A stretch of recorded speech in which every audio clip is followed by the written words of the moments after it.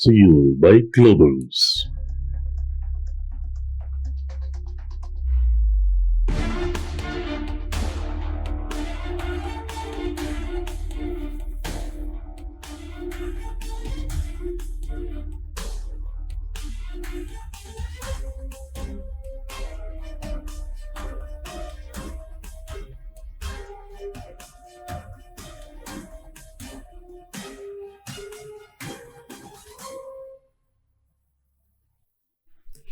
Hello, Africa, and hello to the world. Welcome, ladies and gentlemen, to this last edition of your discursive program, Global Insight, for the year 2025.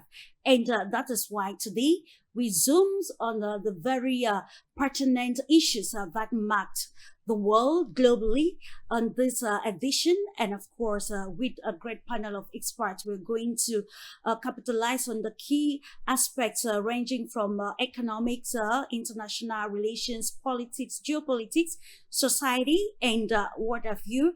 And we can now say that 2025 actually marked itself as a defining year in international relations, diplomacy, intelligence, geopolitics, economic security, marked by a clear shift towards a multipolar world. This new world order is shaped, according to the report, by shifting alliances, strategic realignment, and carefully crafted policies that promote multilateral cooperation while respecting sovereignty of states at every level. The rise of voices from the global south and Africa in particular did not simply sing a song of glory as its traditional global power struggled to maintain control, opening a turbulent stage of contestations and influence. Major foreign policy shifts unfolded, especially with the return of US President Donald Trump and his mega agenda, which sent shockwaves across the globe. This actually triggered a clash of soft and hard power as nations scrambled to preserve their status quo in the New World Order through strategic recalibration, retaliation, and compromises to a lesser extent. The examples are numerous, and in this edition of Global Insight, ladies and gentlemen, our panel of experts will unpack how these global shifts actually affecting international trade, geopolitical alignment, security cooperations, diplomacy, and what prospects lie ahead of the coming year 2026. So stay tuned as we unravel the nitty gritty of the stakes and the ripple effects around the global world. I will join you right after the jingle.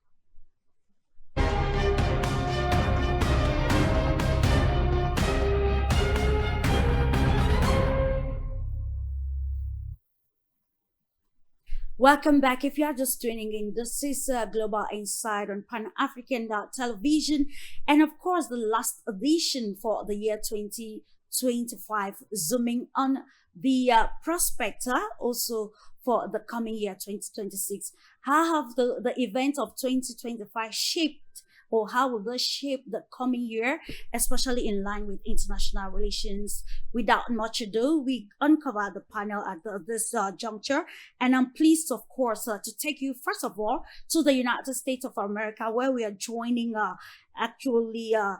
Ashil Eke, who is a corporate finance expert and also CEO of Washington Valuation Group. Thank you so much, sir, for accepting to be part of this edition of Global Insight.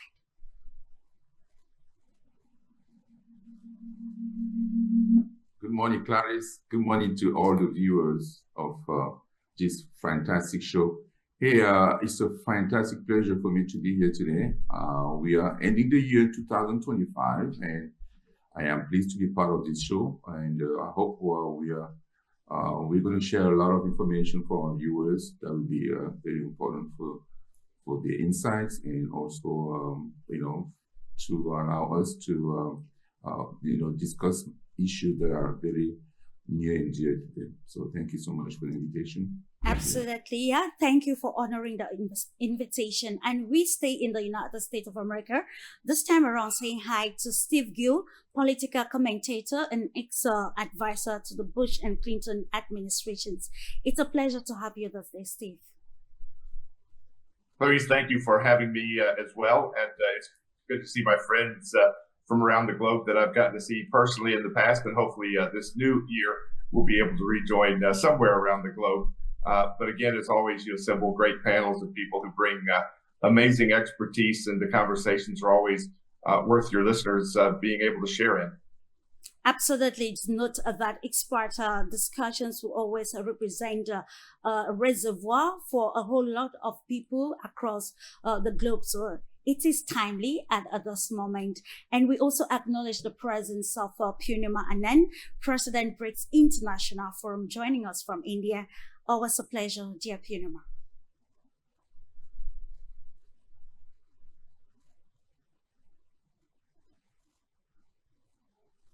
Your mic is muted, please.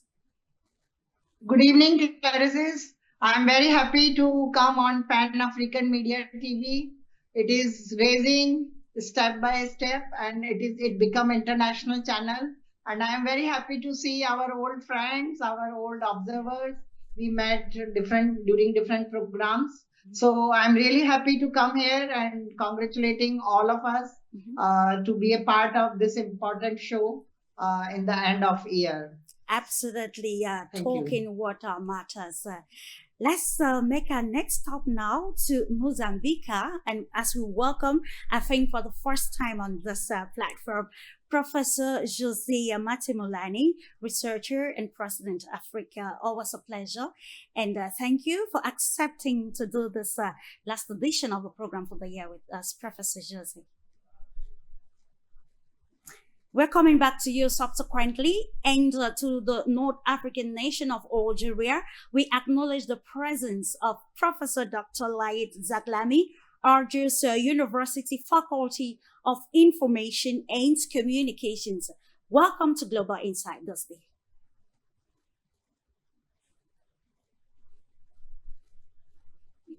Your mic is muted, Professor.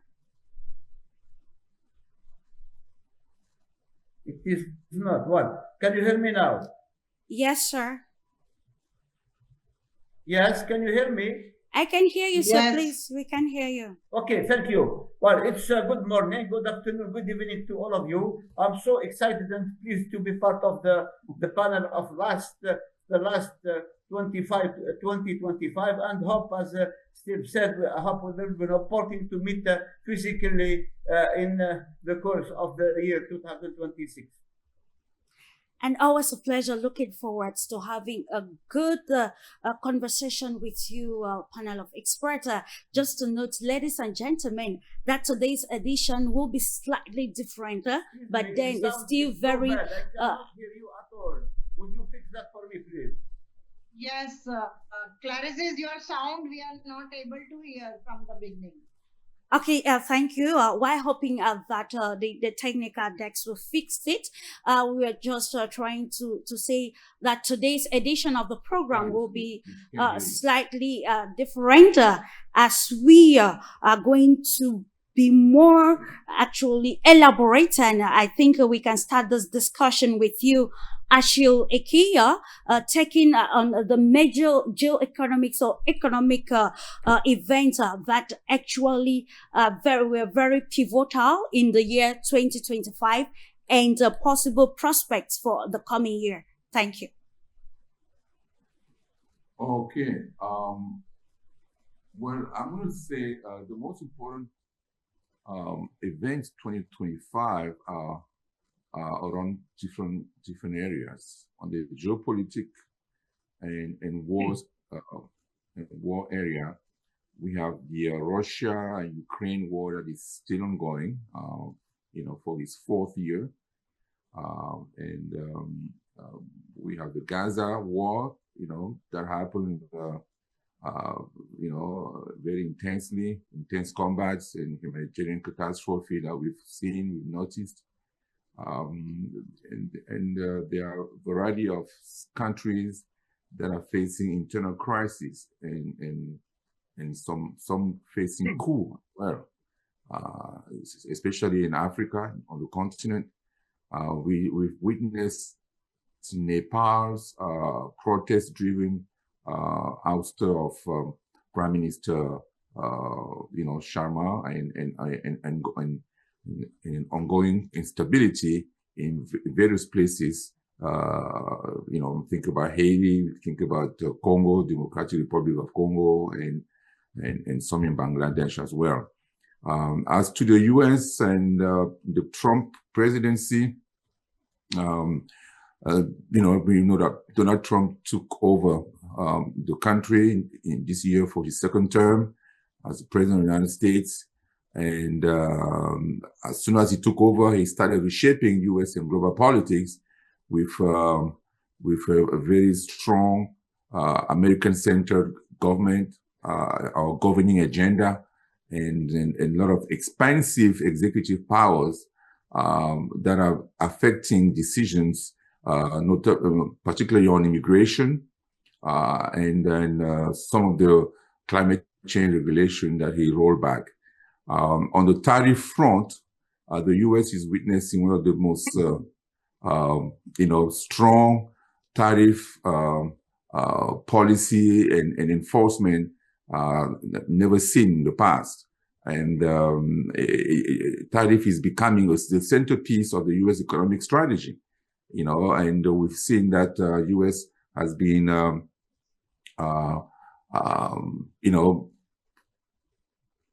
giving a lot of thought into using tariff as a means to generate revenues and then to force industries to move over from China to the United States. And it's been using those strategies.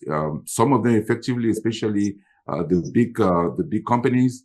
They have decided, they have pledged. Many of them have pledged to invest more in the U.S.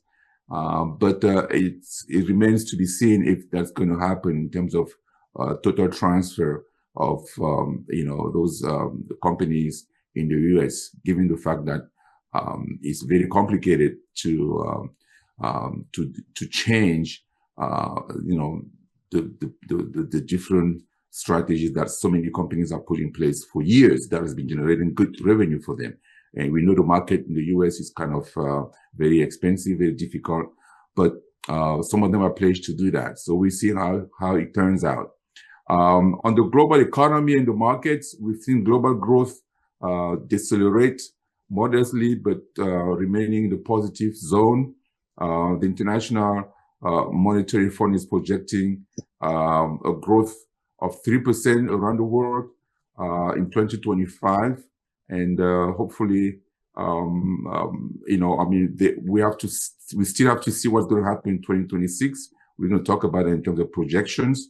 The U.S. economy has grown roughly about 2%, in 2025, and there was a lot of volatility that we've noticed, in the U.S. economy, and the equity market in U.S. and Europe, as well as India and Japan, were at their all-time high, reflecting the enthusiasm that people have been seeing, that's generated by AI, artificial intelligence, and the wide use of artificial intelligence in the creation of data centers around the world to make it more effective, And so on the climate and society front, we've got some issues, including catastrophic floods in storms and things like that in the U.S. and other countries. Not forgetting the wildfires that have been causing a lot of havoc in many communities in the U.S. around the world as well. And so those are the few main issues that I've noticed and that have been affecting the world. But in Africa, we can't talk about this without talking about what happened in Africa. We've seen so many coup d'etat in Africa, three or maybe four, Madagascar, in Guinea-Bissau, in Benin recently, and other countries without we also talk about a constitutional coup. We don't just talk about military coup, but there are also constitutional coup that are happening in many countries like Ivory Coast, Cameroon, Togo, and so on. So those are the things that are happening in the world, and we hope that things don't get worse in 2026. And so hopefully people come to their senses and they realize that we are all in this one world. We need to work together to make sure that this world works for us, works for everybody. Because if something happens that is bad in the United States, we can feel it in India. If something happens bad in South Africa, you can feel it in Norway, in any part of the world. So the world is interconnected in a way that it's never been before. So thank you so much. Appreciate it. Ashil Eki, just to note, like you've highlighted, the world is actually interconnected in the aspect of globalization and international relations. But then with the changing dynamics, there is already a turbulence, and that is what marked the moment in 2025 where we saw countries redefining foreign policies to be able to meet up with the realities of multilateralism. And in this note, we are going to focus on one power, that is the United States of America, how its new foreign policy stands, especially from January 2025, after President Trump took over the helm of the presidency, how this has affected the U.S. standing, its relationship with other countries, and even its hegemony, and what we can anticipate in the coming years, given that we are seeing such decisions. Recently was the attack in Nigeria, which has actually attracted a whole lot of in-depth analysis as to the reason behind this attack on a sovereign state. And we cannot also undermine the diplomatic feud that is happening already between the United States and South Africa. What more of the economic wars with China and other countries. So in a more elaborate manner, I'll invite Steve Gill. I think this can take about 10 minutes, who is a political commentator, to zoom on Trump's foreign policy and his agenda of Make America Great Again, and if actually this is yielding in this multipolar setting.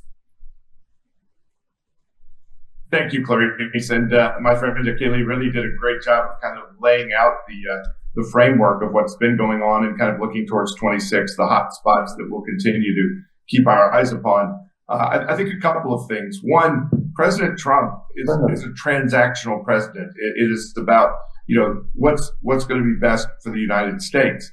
Under Joe Biden, it was transactional, but it was what was going to be best for the Biden family, as Hunter Biden and Joe Biden and other family members were profiting directly from whatever their foreign policies were. President Trump's has been much more, what's to benefit the United States? And we've seen that in a couple of ways.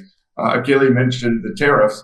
The United States has long been the victim of high tariffs in other countries that have kept our products, our goods, agriculture, manufactured, and services out of other countries because of high tariffs imposed on the U.S., while the U.S. tariffs have been relatively low. One of my favorite examples is, Canada imposing high tariffs on U.S. oranges. It wasn't intended to protect the Canadian orange groves. There aren't any. It was intended to allow them to trade around the world and punish the U.S. with one particular industry. When Trump came in and imposed higher tariffs on other countries, and everybody was talking about him initiating a trade war, the fact was, we had been in a trade war for a long time. The U.S., under previous administrations, had simply not pushed back to require parity, to require an equality of the tariff structure so that there was a fairness in international trade. We've seen those tariffs first announced very high, then come down in most cases, that have opened markets to the U.S., allowed our farmers, our agricultural communities to have more access to sell soybeans and corn and wheat and beef and other products around the world that will have an impact next year, I think, in the U.S. and the agriculture community. It takes a while to grow a crop and produce it and ship it off. So we're not seeing the immediate results of that. But I think the U.S. economy will see benefits of that. And those around the world will see better access to great farm products, to great manufactured and technology products in the U.S. when this tariff parity actually has more relationship. As Achille mentioned, a number of companies that have announced that they will be moving their operations to the U.S. President Trump has indicated that it'll be $18 to $22 trillion in investments being brought back to the U.S. in large part because they want to avoid these tariffs. I do think that, again, if you're going to raise red flags about some of the Trump policies, at some point, the tariff revenue that he is using to distribute and to proclaim the benefits of the tariffs will begin to drop as the tariff revenue diminishes because these companies move to the U.S., start producing here. You're not going to see that tariff revenue continue. So it's sort of a short-term benefit. And I think that the president needs to recognize that is not going to continue. And I think the other issue is many of these companies that are moving their operations to the U.S. are moving to serve the U.S. consumer. There is still a legitimate argument that companies should locate all over the world, Africa, Asia, throughout the world, because you're producing to serve consumers there. For example, the Chinese market is a huge market. India is a huge market. Why wouldn't companies want to manufacture there to sell their products in those countries rather than manufacture, as Achille had mentioned, at a higher cost in the U.S. and then having to ship those products overseas? So I think the Trump administration really needs to refine and better grasp and explain their tariff policies, both in terms of attracting investment to the U.S. and counting on those tariff revenues to benefit taxpayers here in the U.S. Again, Achille also mentioned some of the conflicts around the world. President Trump has been extremely successful in using not only the bully pulpit, but the military threat to cease military actions all over the world. As Achille mentioned, again, Gaza and Israel still is a conflict that has not been resolved. Hostages and prisoners have been exchanged, but the next step towards rebuilding, towards disarming Hamas and hopefully moving towards a reconstruction of Gaza remains, out of reach at this point. The conflict between the Ukraine and Russia continues, although there do seem to be glimmers of hope that can be resolved perhaps in 2026. I would say that President Trump's involvement has prevented the EU and NATO from expanding that conflict and perhaps precipitating World War III when you had the European nations engaging in the most outrageous, provocative measures of whether it was blowing up the Nord Stream pipeline and trying to blame it on Russia themselves, whether it was the constant attempts to get long-range missiles, many of which would appear to be nuclear tipped to fire into Russia that would have provoked, again, a wider conflict. I think President Trump's leadership has helped tamp that down, prevent it from expanding beyond where it is to where the European Union and NATO perhaps wanted it to go.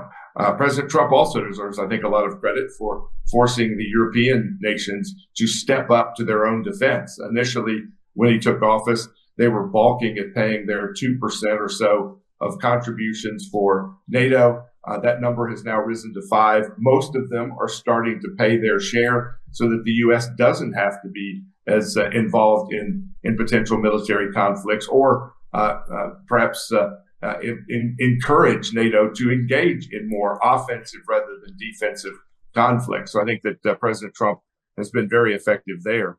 Economically, I think President Trump's talk about creating a C5, a core 5, to sort of, if not replace, at least supplant the G7, where you have countries that are really the economic powers in the world today, not those of the past. France and England, their diminished influence and impact in the world, while you've seen countries like Japan, India, China continue to rise. It makes sense that you have a core 5 that he's interested in that would be Japan, India, China, Russia, and the United States having a more engaged involvement in setting the standards globally. And I think that's going to be sort of a reaction in some extent to BRICS and recognizing that there are other nations around the globe today that deserve a better seat at the table than those that perhaps were the most powerful economic nations 100 years ago. So I think you're going to continue to see dramatic changes economically,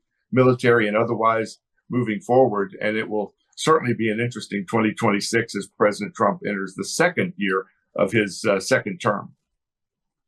Yeah, it's going to be an interesting 2026, and the reality of the 21st century and of 2025, we can note that actually there is change that has happened across the globe, and that is why we see the voices of nations resonating at every international arena. We see new powers emerging, but then there is resistance. How can we then understand this in total to be able to shape a new and a very perfect trajectory that will still give meaning to this multilateral engagement come 2026? And on that note, we take us to India to get the viewpoint of Purnima Ananda, President BRICS International Forum, who will dwell on the global south and the strides recorded by BRICS and other nations of the global south, and what this represents in terms of international alignment and decision making, especially at the global level, and what prospects do we expect for the year 2026?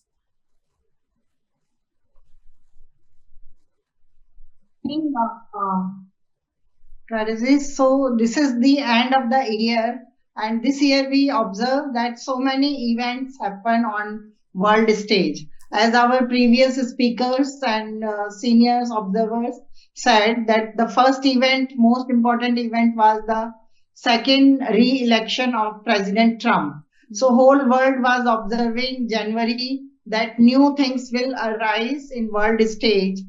But we observed when Trump taken his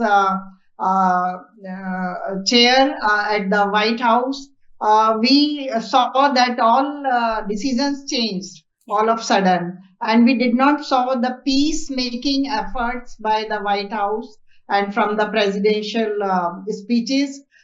Even in fact, we observed that for the BRICS countries and BRICS nations rise voice, he was very anti, and he stand up 100% tariff for the BRICS countries, and he said he will assume all BRICS nations as a anti-American positioning.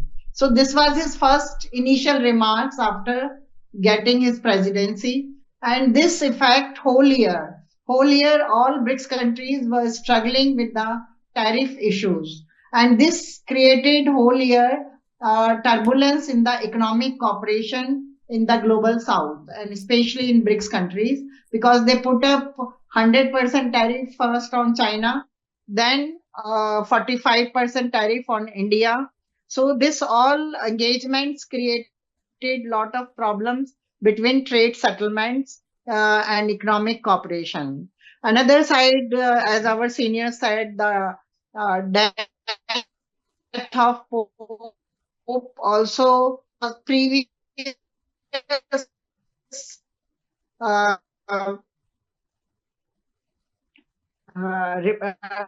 relations with the Trinity and Muslim strikes are there, and after Pope there also a very important issue that in whole world, Pope the important events which happen in the American side and European side.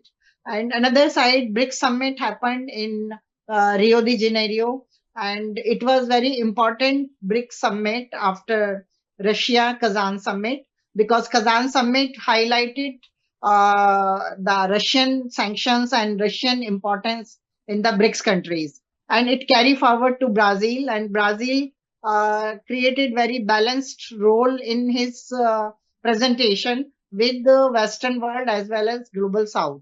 And they're having very good cooperation with South Africa, especially in space technology and sharing of artificial intelligence data. They created very good MOUs between South Africa and Brazil. And our Prime Minister Narendra Modi from India visited to Rio de Janeiro, and they also created so many efforts program, which was very big problem for America, and they were closely observing this BRICS summit event, and this that BRICS currency. So this was their visualization about BRICS strength. And I must say that BRICS currency and BRICS countries equal positioning is not threat for America. If they will do cooperation, then it is a win-win game for all whole world. But BRICS countries are creating their own roadmap to work together in the global south, because now this is high time to understand your own strength, your own resources, to be unite with your good alliances, with your nearby alliances. And during this BRICS summits and SCO conference, it was very important that due to Russian mediation or whatever you said, it is a need of the time, India and China come closer. And India and China open up their defense gateways as well as economic gateways, and political discrepancy become softened. And in this regard, India and China airlines opened, and now traveling started, and new economic cooperation between India and China started. And it reduced the cost of defense in both countries. So this is very big, significant role of BRICS in such situations. Another side, we observe that President Putin and President Trump met at Alaska. It was very big observance that now all wars will be settled down after Alaska visit, and new economic cooperation will develop between America, Russia, and whole world.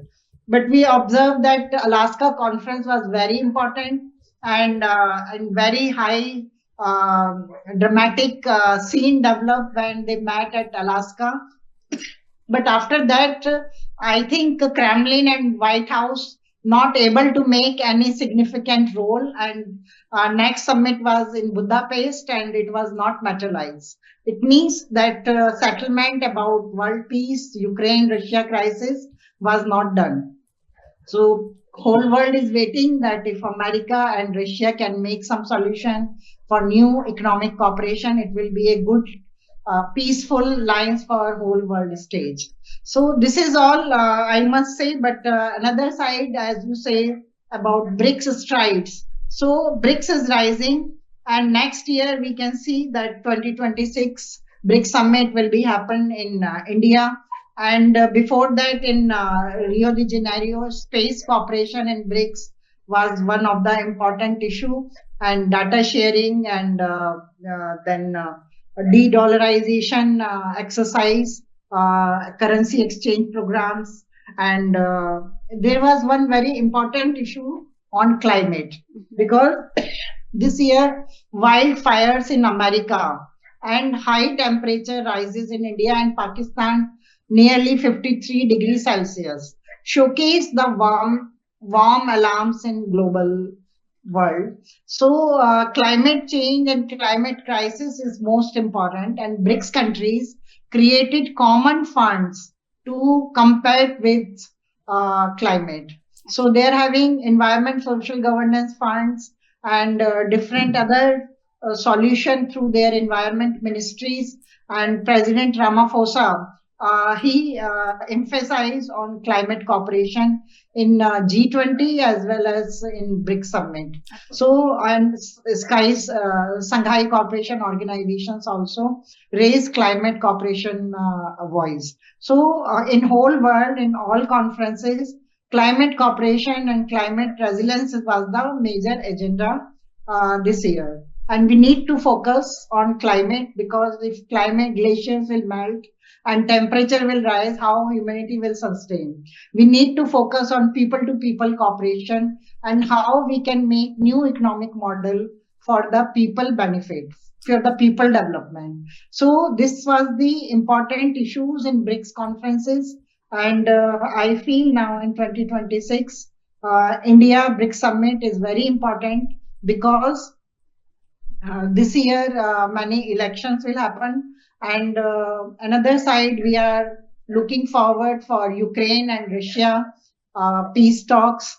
Zelensky is not able to handle American lobbies for his benefit, as well as Europe is also in problem. They should how much they should support to Ukraine, because Ukraine is a situation which is not be comfortable and significant for America and Europe now. And due to Ukraine now, European Union and American lobbies are also stretching. So this is very important that in 2026 we should expect peaceful talks between Ukraine and Russia, though they both are striking on each other, and we cannot see nearby time that peace talks will start. Okay. Let's see. We hope for the peace, and I hope BRICS countries and Global South will pave the path for economic and peaceful cooperation between Russia and America, as well as Ukraine and Russia. Sanction will be over. This we all wants to be happen to observe in 2026. Okay, so thank you so much. Again, we'll come back subsequently to you, dear peaceful cooperation for all nations. Thank you. Just to respect the time, which is 10 minutes for the holistic analysis. And of course, let's take now to meet Professor Laïda from Algeria, taking a zoom on the major diplomatic strikes which Africa in particular has recorded in the year 2025. According to some pundits and even to reports, this remains one of the years that Africa's voice has been resonated along diplomatic lines and even shaping the continent's foreign policy standing in the world of multilateralism. With you, Professor Laïda, 10 minutes, please. Thank you, Clarice. Thank you for enabling me to focus on Africa. Of course, it has not been an easy year for Africa because, unfortunately, as our colleagues have already mentioned, there was a resurgence of coup d'etat in many countries. The last one was an attempt one in Benin, but otherwise, of course, African Union has already set up a framework and they have frozen those countries which are still running military dominance, and the unconstitutional change is fixed by the African Union, and of course that's why for the next summit of African Union in February, there will be a review of the African peace and security architecture, which to some extent, let's make it clear, has somehow failed to meet all expectation of the continent in terms of peace, security, development, and so forth. So, surely the new leadership of Africa is aware of this vulnerability and this weakness, but that does not mean African Union is losing faith on the future. Besides this element, we don't have to forget the intra-trade summit in Algeria, with the whole continent attending this summit for trade, and there was a series of contracts between different actors, private or public, within the African, I would say, evolution, without forgetting that Africa has already adopted about 4 years ago in terms of trade and commerce and the economics, the African continental free trade agreement. This is a big step towards really economic and trade integration of the continent. That's for me, it's really a positive step. On diplomatic side, we cannot forget that about a few weeks ago, there was a summit between African Union and European Union in Angola. This is in Luanda. Again, this is the birth of a new partnership. And of course, African Union will speak one voice, and this is most important. And about 1 week ago, there was another summit between African Union and Russia in Cairo. Again, another breakthrough in the role of African to be a partner, to be an actor in the international relation, whether in diplomatics or in politics and so forth. So this is most important thing I want to say.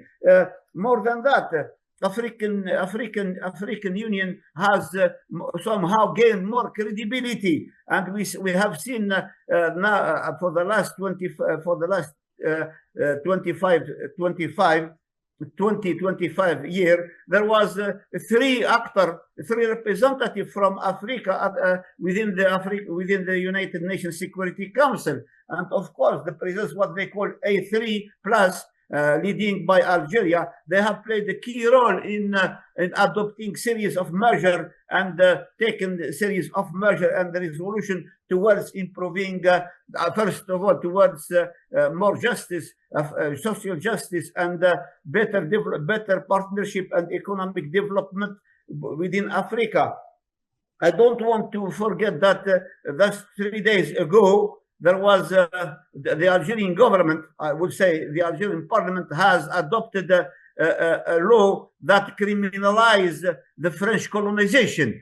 Again, this is not only for the Algerian case, because 1 month ago, there was a conference in Algeria for reparation of colonialism in the whole continent. Before that, ECOSOC, the Economic and Social Commission of African Union has been running a series of conferences, Zoom conferences throughout the continent, and of course, in the end of the day, they want the objective of this series is asking for historical justice, because for what half African continent has suffered from colonization and domination. So today, Africa, with the support of what Algeria has done, I am sure the Algerian parliament decision will affect, will stir up support from many African countries which were under domination, under colonization. I understand that they will be speaking one voice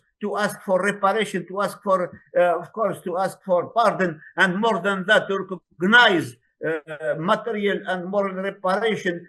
We cannot leave what happened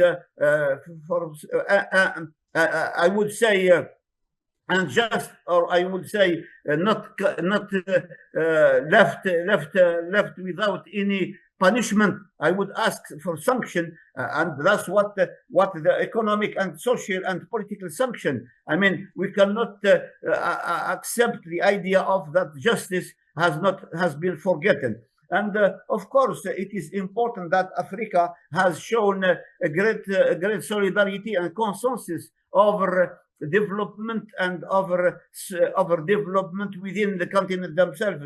They have been working together a bit hand in hand, and of course through the G20 summit in South Africa, the South African, which was the spoken countries, the spoken countries of Africa, and now, as I said, the Africa in the mouth of the G20 I would say in the mouth of South Africa has defended the interest of Africa.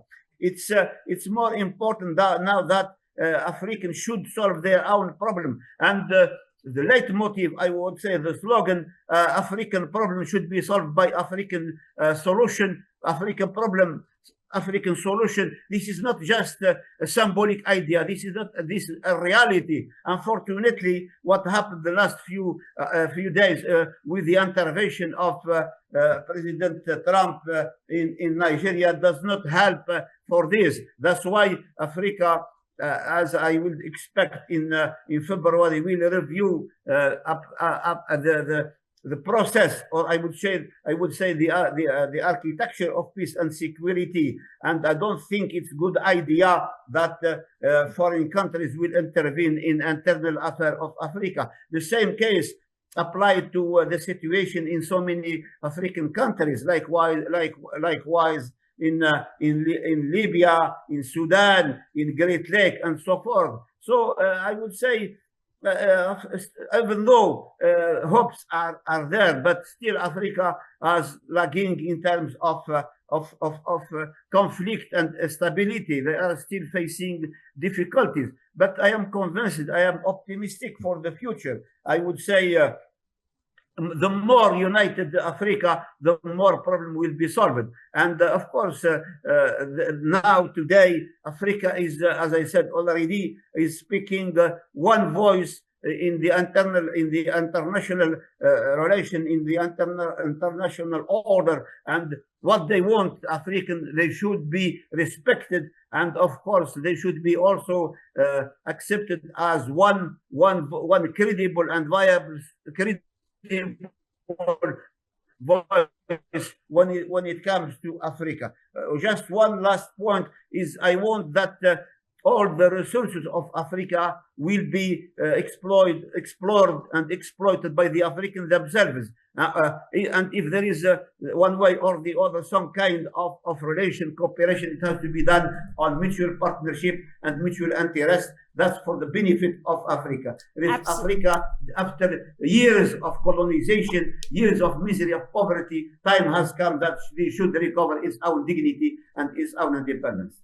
Absolutely. It's about the collaboration that will not violate the autonomy or sovereignty of nations, but then to be able to ensure that you protect your sovereignty, you need to opt your strategy, be it diplomatically, geopolitically, and otherwise. And still in the same note, we'll invite Professor Jose Matemulani from Mozambique to dwell still on the diplomatic events that characterized Africa, particularly in terms of solving internal problems, and also how internal diplomacy is actually,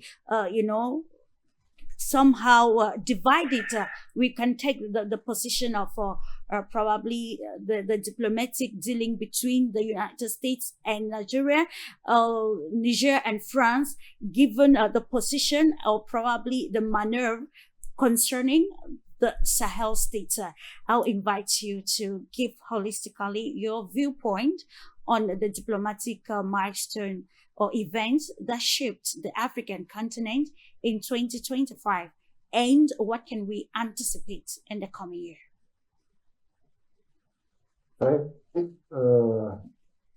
Hello, colleagues. It's a pleasure to be with you.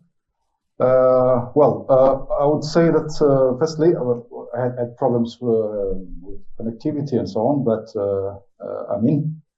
I'll start by making a brief review of the ending year for Africa, saying that 2025 was a year when Africa saw diplomatic efforts focused on regional security and global partnership alongside with ongoing conflicts. Talk about Mozambique, Sahel, and Libya, and so on. In regional security, the DRC initiated talks with Rwanda, Tanzania, Uganda, and for border security and counter-insurgency, where broader regional tensions persisted, including the worsening of the situation in Sudan, Cabo Delgado, Mozambique, and Nigeria as well. Was an object of intense diplomatic seduction.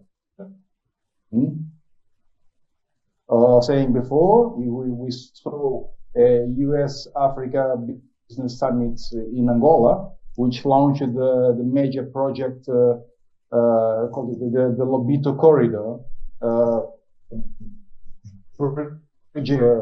ocean, Angola, to extend Lobito, Dar es Salaam railway across Zambia and Democratic Republic of Congo, thus connecting mineral-rich areas to ports.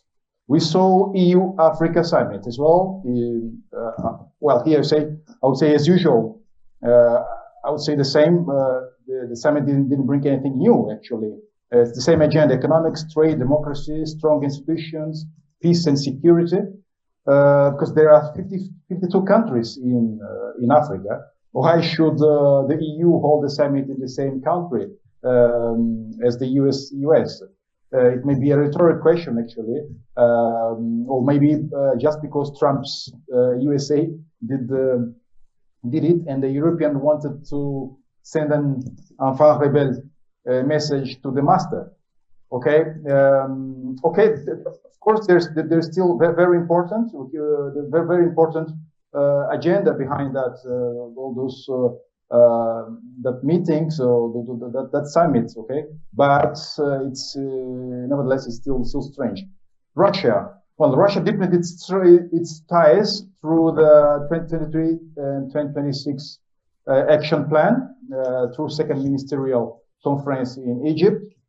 The creation of new dialogue platform, such as the Russia-Sahel Confederation format, which marks Russia's key role in helping and to improve sovereignty in countries, which demonstrates genuine willing to achieve sovereignty-based development.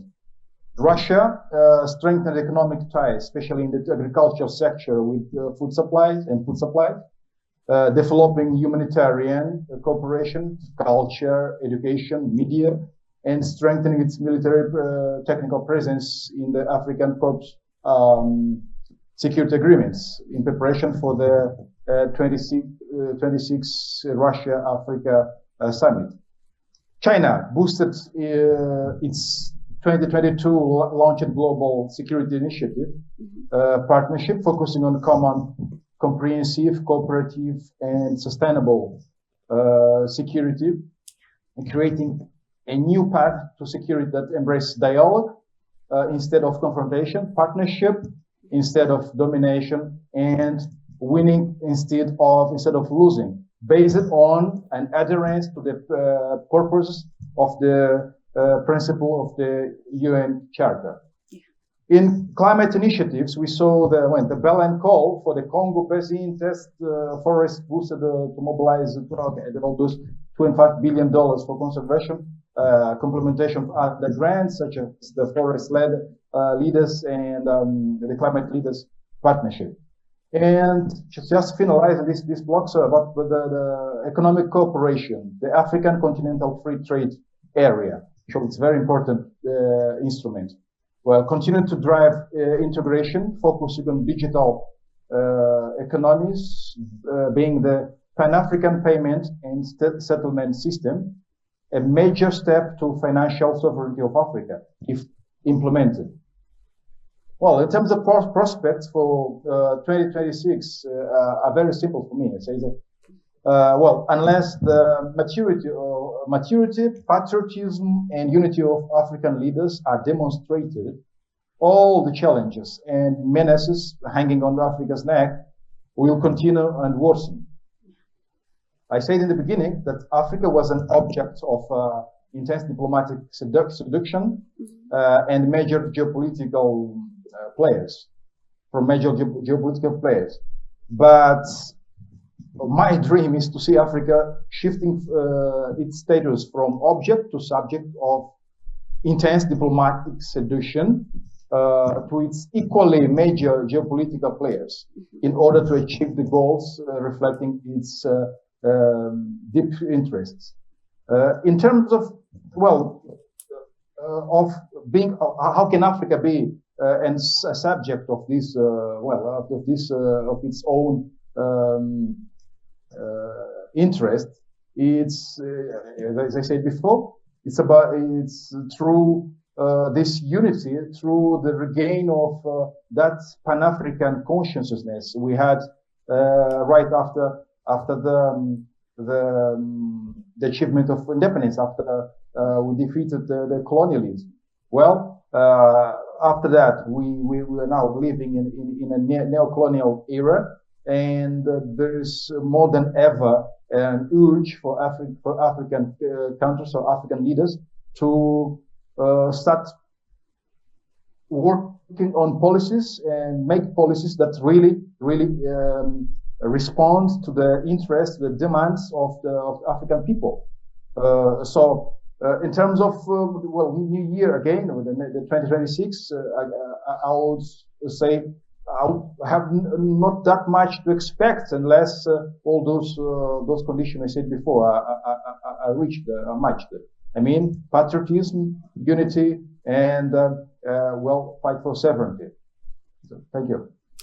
Thank you so much for the holistic insight into the events that marked the year 2025, ladies and gentlemen. Just to note that we just concluded the first segment that gave the panel of experts the time to do an in-depth analysis, taking on what shaped the world. So time for us to continue to analyze and to look for probably recommendations, as it is already obvious from their analysis that the world actually has taken a different dimension. We are practically living the new world order, and then should the precepts of international relations be redefined to match or to meet the realities of this world?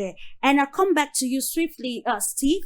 When we look at debates or probably talks regarding the position of the United States of America, we know that one of the major agenda of new alliances is to ensure that the world works at an equal level without Western hegemony. But then when we look at Trump's policy of Make America Great Again, can we categorically say that this policy, with its harsh decisions, especially tariffs, is gradually leading the world into the practical multipolarity in its real sense? That is where probably the balance of power lies here.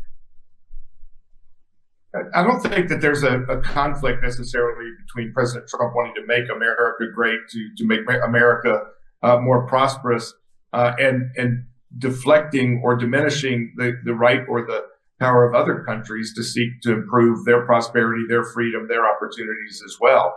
I think that we've seen around the world countries, like Russia, where they have focused on being more independent, creating the manufacturing, creating the internal capabilities for prosperity for their people without being as dependent upon outsiders. And I think that's a trend that we're seeing around the world, where it's not just Trump wanting to make America great again, but as was just discussed, make Africa great again. And the change is there to make sure that the resources, the human resources, the mineral resources, the other resources there are developed and used to benefit the people of Africa, rather than being stolen away to Europe or where corrupt dictators and others take all the benefits and the people themselves don't get any benefit. So I think that what President Trump is advocating is what we're seeing take place in other parts of the world. For example, when you look at South America, that we have not talked about much today, we've seen many of these countries, whether it's Bolivia, Chile, Argentina, Honduras, El Salvador, move in a more prosperous, free, and capitalist-focused agenda that is making their countries more free, more prosperous. And I think we're going to see that continue to spread. When you look in Europe, you see countries like Italy and others, Hungary, rejecting what the EU leaders in France and Germany and Britain are dictating to them. And I think we're going to continue to see a fracturing of the EU as countries look at what's best for them rather than what's best for the traditional leaders in the European Union. So I would really argue that what we're going to see in 26 and beyond is more countries following that lead of how do we benefit our people with cooperation, with partnerships globally, to make sure that the people in individual countries are getting the benefits of their resources. And in Africa, for example, that will require some outside investment, some outside involvement. But as long as that involvement is not dragging those resources out of the country and leaving the people impoverished and behind ahead.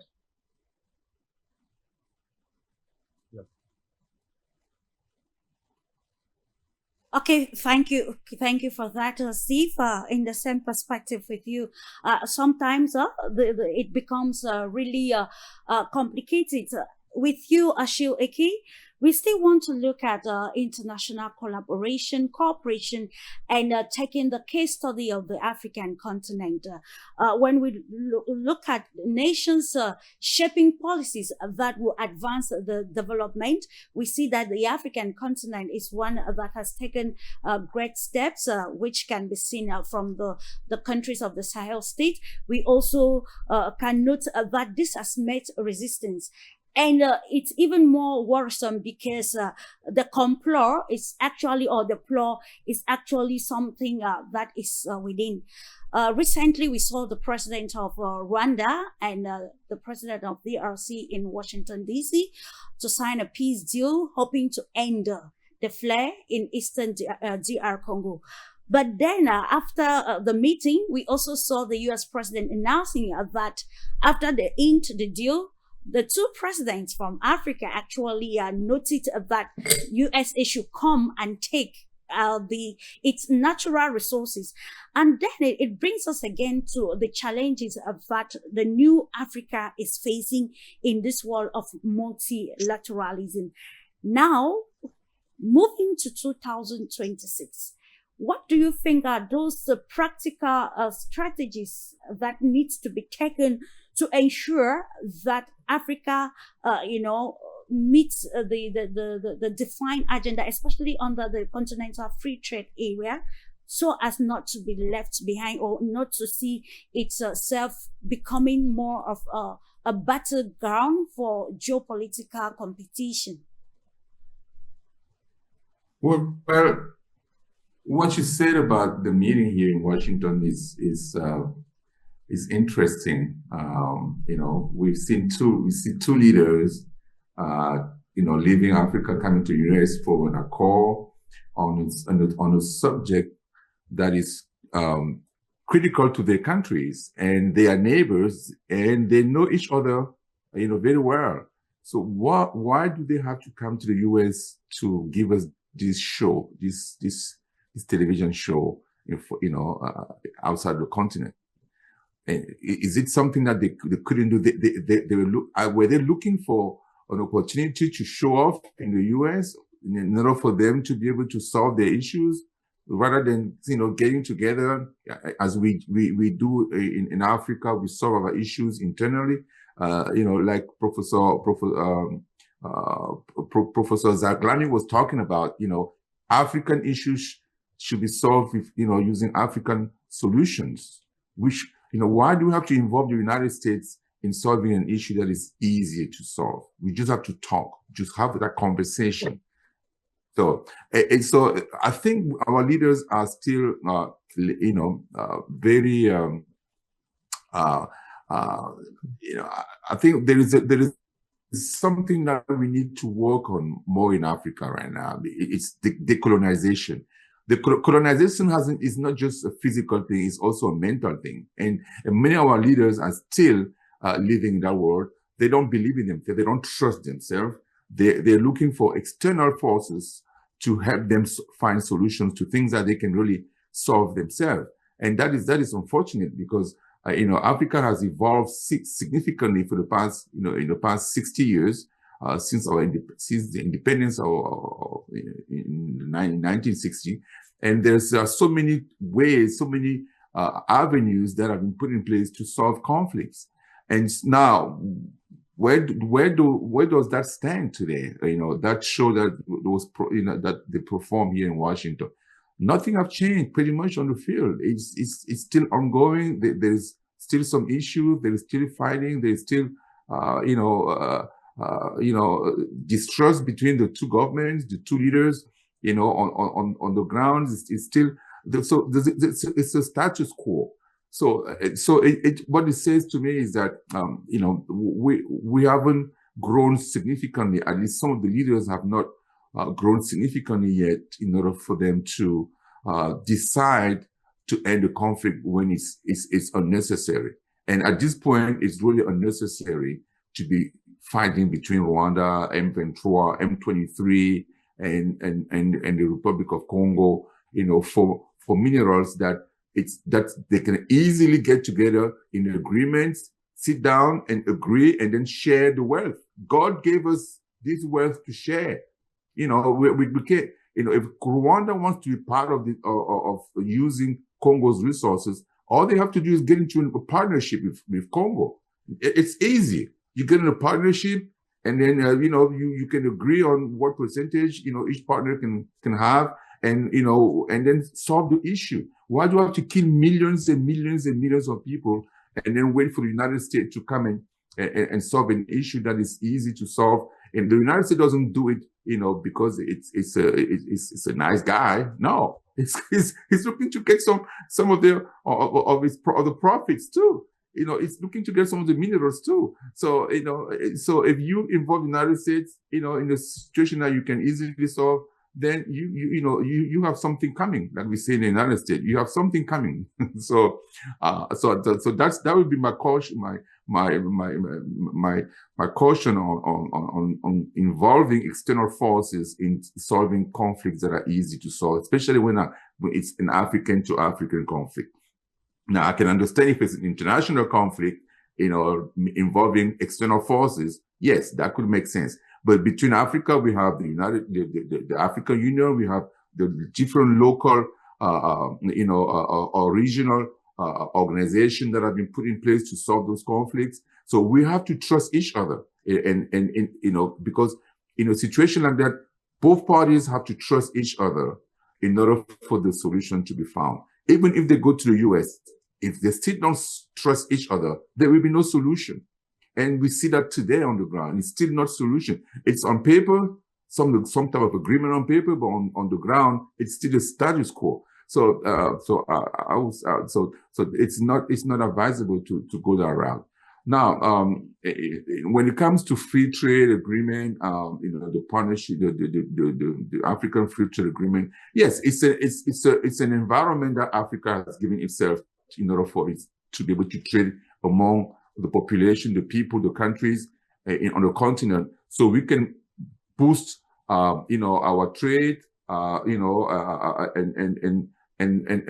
allow parts of the continent that are looking for some resources that they don't have to be able to access those resources from the part of the continent that has those resources. And this is why we see, people like billionaire Nigerian, businessmen, investing in Eastern Africa, in various parts of the Africa, to be able to connect the Western and the Eastern and the Southern part, so that materials or minerals or whatever that is in East Africa that's needed in West Africa should be able to be accessed, and vice versa. And so, but the free trade agreement has to be effective in the sense that, African people have to decide, how it's going to operate, not foreign people. When foreign investors come and impose their will, the African trade environment that we created may not work as expected because of influences from external forces again. And this is where Africa is very vulnerable. It's because we allow external forces to dictate their will on us because of for whatever reason, political, economic, financial reasons. But we have to be able to be strong, to stand strong, organize ourselves, and dictate and decide how we want to run our continent, not external forces coming in and telling us what we should do because they have their own self interest in whatever solution they're providing us. So that's what I would say. But hopefully in 2026 we will see a continent that is more committed to solving its own issue without involving external partners, and then Africa also getting together, more united to solve its own issues, to decide on its own politics, to take decisions that are important to them. When I look at the Sahelian countries, they're getting together. They had the second annual meeting last week in Mali, and when you read the communique that came out of that meeting, you sense a group of 3 countries that are really, intertwined. They have the same objectives, same vision, and they are doing everything that is necessary for their people to be able to benefit from the resources that God gave them. They're not. The idea is not to chase out, other countries. No, they are looking for partners to work with them that will respect their politics, that will respect their sovereignty, that will respect the decisions that they've taken, different partnerships that they decided to work with. Not people to come like friends does all the time, to come and dictate and tell them, this is what you need to do, this is what you do. They're not looking for that. So we can see that on Sahelian countries, and the Sahelian countries are giving us a good example of how unity should be happening in Africa. Not what we saw in Nigeria, Nigeria getting involved in a coup in Benin, bombarding a neighboring country. Nigeria being involved, in bombarding, allow US to bombard, its own citizens. This is outrageous. Absolutely. So, thank you. Thank you. Of course, much to say indeed, but then can we actually say that Africa can solve this by actually redefining its strategic diplomacy and foreign policy, and being intentional, like Professor Jose said, from becoming now a subject rather than an object, to be able to define and make decisions that will prosper the continent. But then, is this very feasible? We are going to answer that with you subsequently, but then let's go back to meet Punima and Nana. From the illustration or the analysis you gave, you quite highlighted the milestone now that the BRICS bloc has actually attained. But then let's look at how this world of multipolarity that comes with alliance, realignment, or even new blocs. So taking the example of the Ukraine crisis, how has this affected, Europe as a whole, and of course the dynamics of the Ukraine crisis, and shaping new alliances and realignment? Thank you. This is very interesting question for 2025, because new alliances are developing and new economic cooperation routes are developing. This is very important in 2025, as we observed. So as we saw that Shanghai Cooperation Organization, CIS countries, and BRICS and Global South, these new alliances are taking shape, and these are creating competition between Europe and American alliances. As we see that now America and Europe is not having solutions. They are having their internal democratic problems as well as in external international pressures, because they were having earlier hegemony. Now Global South countries and CIS countries, Africa, Asia, they are developing their strategies of development themselves, and they are understanding that what is their position in new colonialism, and they need their mutual respect, sovereignty, and people-centric development. This is understood by all Global South countries, and that's why new alliances are developing, new economic trade routes are developing, and that is the reason why American dollar de-dollarization or hegemony is concept is developing in US, and that's why US taking different decisions for economic cooperation. Like they put up the tariff to develop their economic standards, but it again failed. They did not help America, and in another side, controversies developed with America. So new alliances is a solution, because when older institutions and older IMF and World Bank kind of institution are not able to provide solution for all countries, then there is a need to develop new alliances, new cooperation for our respect, mutual respect, and for our sustainable development. So these things are taking shape, and government reforms are happening.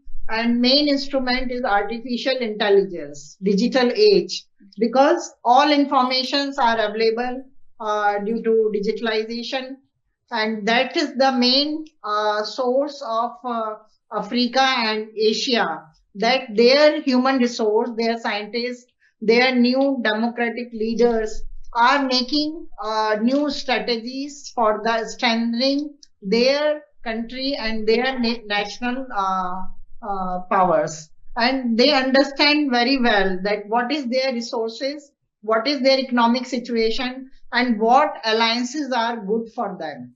So this new digital age is taking shape, and that's why government reforms are happening, and your neighbor position is changing.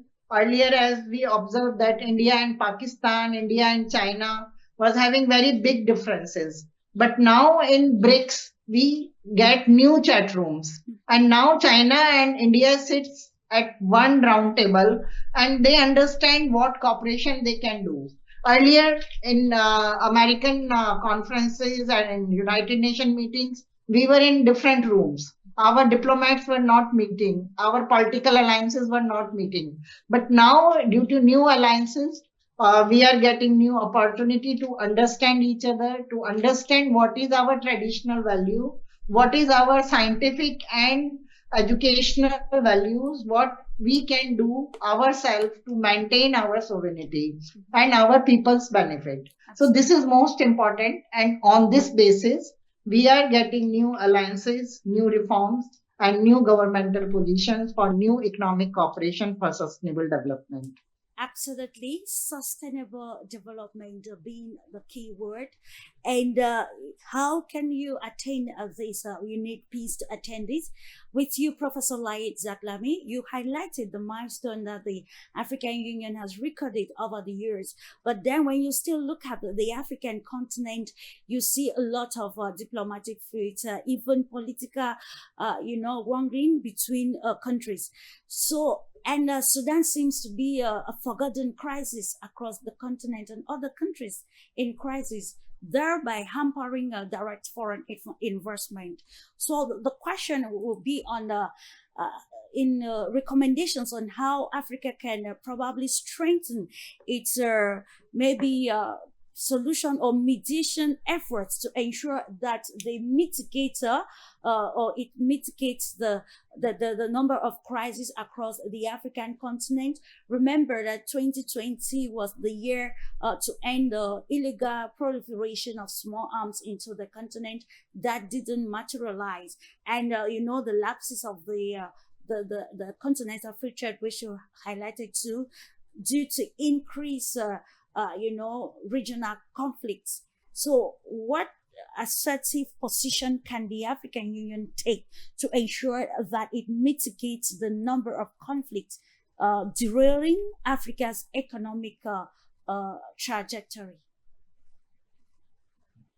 Thank you, Clarice. Well, sincerely, since the election of new leadership, so many palpable measures have been taken by, of course, appointing different special envoy, whether to Sudan or to Libya, and of course to other parts of other conflict in Africa. As a matter of fact, African Union admitted and confessed that the African peace and security architecture, which was set up years ago, has not achieved all what we expect. Sorry, that's why next in February there will be a meeting. There will be the African Union summit, and they will discuss. They have already done. Already they have spoken already how to review the ups and downs, the weakness and the strength of this architecture, and it needs to adapt itself to the new prospect and the new evolution in the African continent. I think time has come that Africa will be able, as long as foreign countries, I mean outside Africa, do not intervene. And I'm sure the political will is there. I'm delighted. I'm completely convinced that the new leadership in the African Union are really committed to providing peace where it is necessary. We've seen Africa Union has already brokered an agreement within Ethiopia between Amhara and the other region. So if foreign countries outside Africa do not intervene, Africa is in position to solve its own problem. And that's the main issue. So that's to say, really the political will is there. And now what African Union need, it's more support from its own members, and more importantly is to observe the rules, the measure, and observe to the measure and the legal and the framework of respecting respecting what have been drawn in the Constitutional Act of the African Union. And we see multiplication and proliferation of so many coup d'etat. And of course, you may say African Union has to be blamed, but I think this is due to internal issues, mismanagement, bad governance, corrupted leader, etc., etc. So in some case, African Union is really unable to solve these internal issues. But of course, they have already set up some guidelines about what they call unconstitutional change in so many countries. Countries have to be, I mean, now time has come that if there is a problem within in a given country, they should refer to the common sense, to the good governance, to democracy. I think now all countries are obliged, are compelled to respect the decision and the will of their own citizens. And of course, now we see, let me ask a question. What happened? Why this phenomenon of coup d'etat particularly in West African part? Is it because of this ECOWAS and these Sahel countries? I mean, Mali, Niger, and Burkina Faso. Again, I'm sure the mechanism and the framework of Regional Economic Commission should be reviewed, because in some cases they have not been successful. Maybe except with exception in South African Development Community, less to in the eastern part of Africa, but. Take the example of in the north of Africa, UMA, the Union of Arab Maghreb, is completely frozen. So there are so many problems. They have to be reviewed and rebuilt again, and I would say restarted. And here a lot of blame are put on those who are in charge of the Regional Economic Community. They have not done, because the relation between African Union and its RECs are important. They should be mediating. Africa, again, let me say one thing more important. I knew that African country, and of course through its Department of Security and Peace, have mobilized standby force. Why standby force? Why this force has never ever been operating? We should be understanding. Why did we ask for support? Why did we ask for an intervention from France, from Germany, from Italy, and so forth? So time has come. The African leaders should be aware of the importance of the stake they are facing, because African Union cannot be strong if there is no support within its own member. And I am delighted to say that a new era, a new blood is given to the new leadership. I'm not and this will be helpful to solve a problem as long as the African leaders respect their own people, the decision of their own people, and also what has been agreed on common ground, on consensus in Addis Ababa. Imperative, and we asked the question how multipolarity and power shifts have actually affected power dynamics in Africa in line with its external relations. With you, Professor Jose, if we listen carefully to Professor Laid, we'll understand that Africa faces very alarming, governing lapses in leadership, and sometimes, according to some pundits, Africa's politics has helped to bring down the continent. And we take a case study in an interview to a TV station. The president of Mali highlighted how a counterpart, whom he did not mention the name, actually called and was having a discussion. You talk about an agenda where a foreign power actually sent this country to probably talk to the Sahel states not to pursue the agenda. But this is something that is actually worrisome. And then we ask the question of what actually is the agenda for Africa, and is this agenda enshrined in its present governance? I think it is very important to understand that having a clear governance system in Africa will help to position the country, the continent, I beg your pardon, in the sphere of global power dynamics. So what analysis can we give to this, and probably in maybe new generation leadership in Africa can pick from it to be able to push forward the African agenda to where it has to be? Thank you. I'll speak starting from two positions. First of all, I mean, that's about this local solutions to African problems. So it's the key, okay? Local solutions for local problems. I remember, okay, for example, we have the Thomas Sankara's project of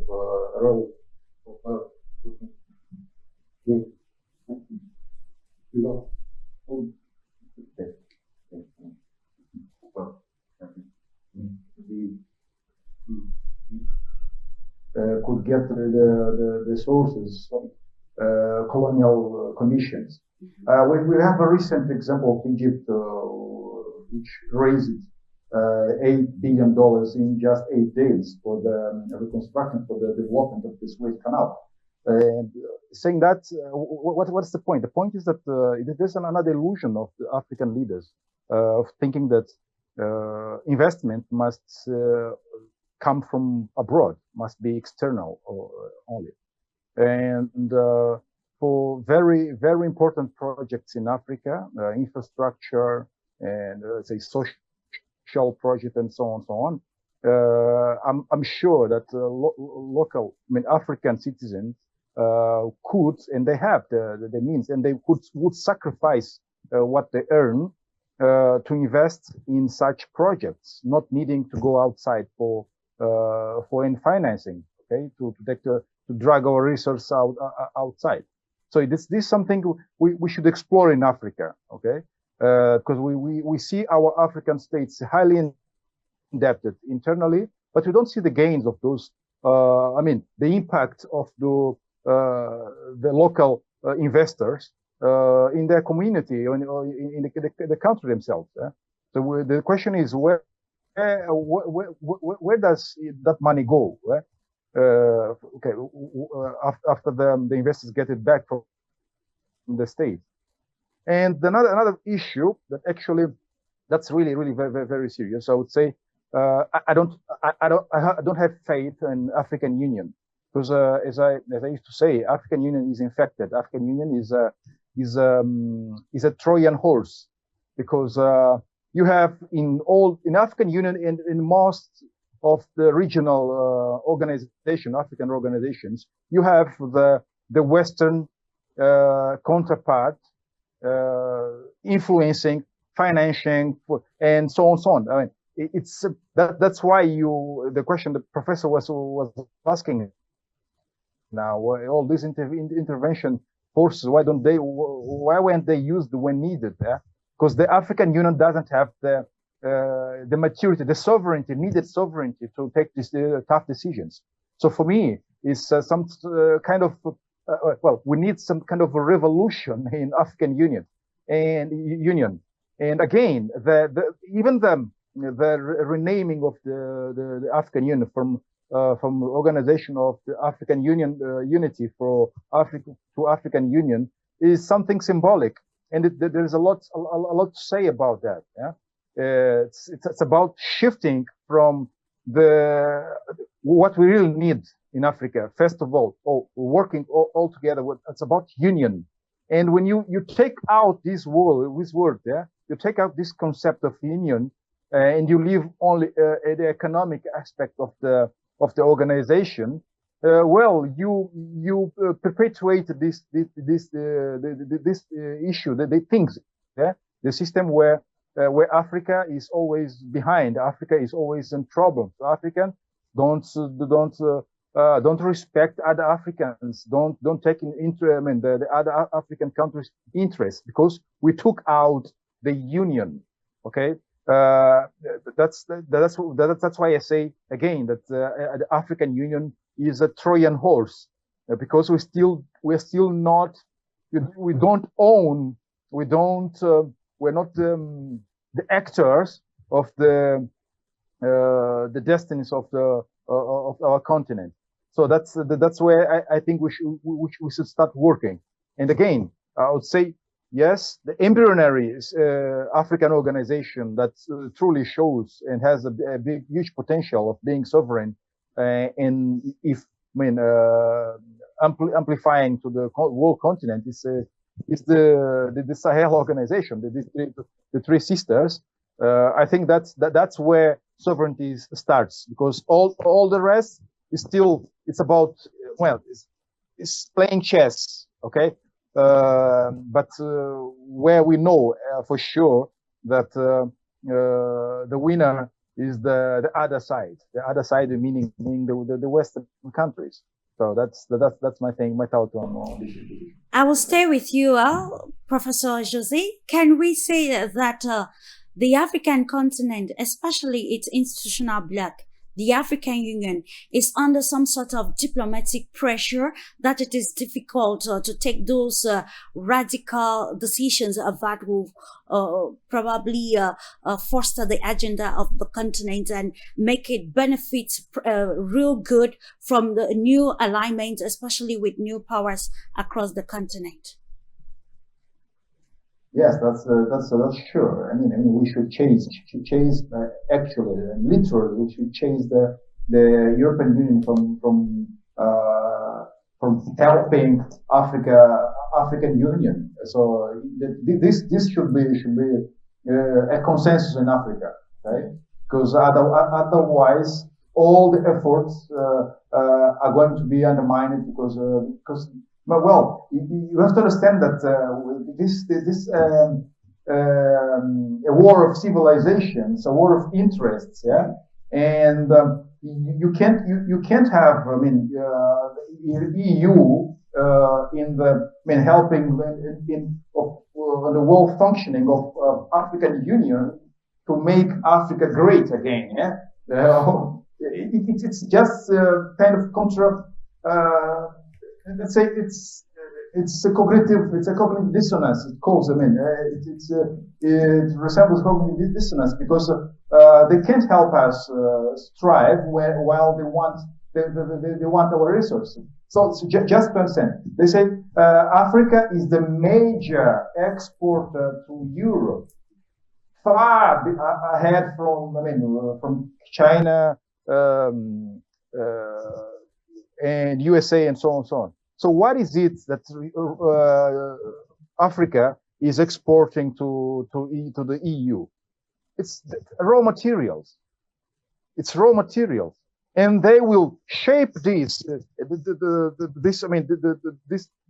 Let's say this this situation. They'll maintain this situation as far as they can. So it's up to us to stop it. And if we should actually try to get out of the, to get rid of that status of being the larger exporter to Europe, because it means for now that we're being robbed, or we're robbing ourselves. Yeah, because I don't think that our leaders don't understand that we're dragging out our resources for nothing, for peanuts.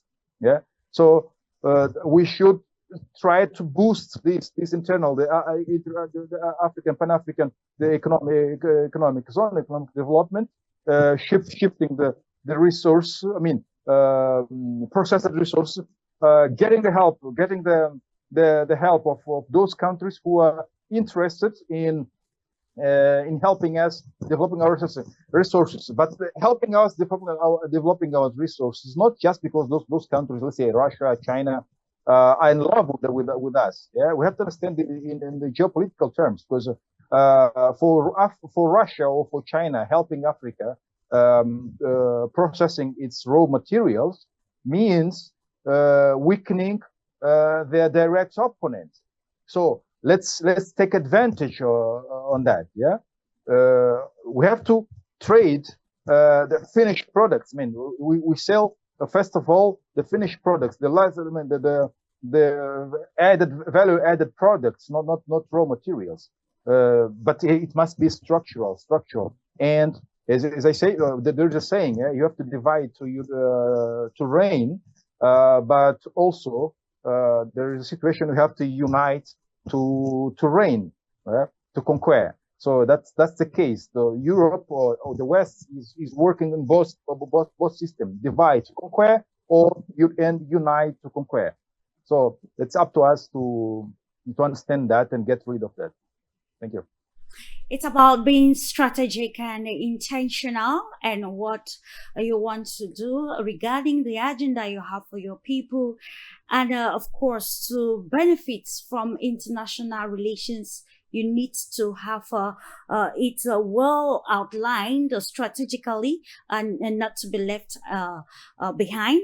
And now we look at the economic consequences of the geopolitical discrepancies that we have across the globe, particularly on developing countries. With you, Ashu Eki, from the economic perspective, what do you think are the major economic probably consequences of the shift in economics, and even the driven by geopolitical shift across the globe? We're talking about tariffs, and of course and other aspects like sanctions, which have restricted maybe the scope of trade between countries, and how this can be probably managed in the coming year.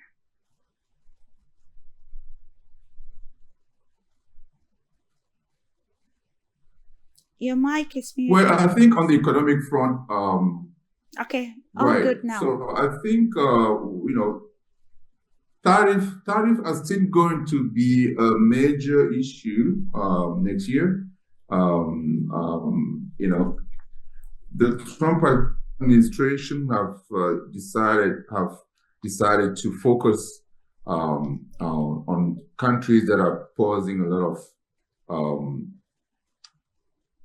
lot of pain to America in terms of from their perspective, right? So it's always from the Trump administration perspective, in terms of finance, economic front, and access to markets. And so they are punishing China, they're punishing India for still buying Russia oil. They are punishing Venezuela for trading with China and other partners like India and Iran. So the U.S. is actually, blocking, shipment of oil around from Venezuela to other countries. This is, I think, they already took over 3 ships, 3 tankers, and I believe Venezuela is retaliating also. They probably also, from what I heard, they also took over they prevented, tankers from sending oil to the United States in retaliation. So I don't know where this is going to go. We're looking at this. This is a very dangerous situation in that country, in this area, in South America. And so we don't know how things are going to work out, but we know that Venezuela has the support of Russia militarily and China as well, who has invested a lot of money in infrastructure development in that country to be able to allow Venezuela to be able to export its oil anywhere it wants in the world. And so, despite all the sanctions that the U.S. has put on Venezuela, whether individual sanctions or country or sanctions to major organizations and to the whole country, and even they even took their assets in the United States. They confiscated the assets of Venezuela in the United States, and so all these decisions are not working the way the U.S. was expecting, because they really don't want to go to war with Venezuela, because this will be a disaster. Venezuela is not Cuba.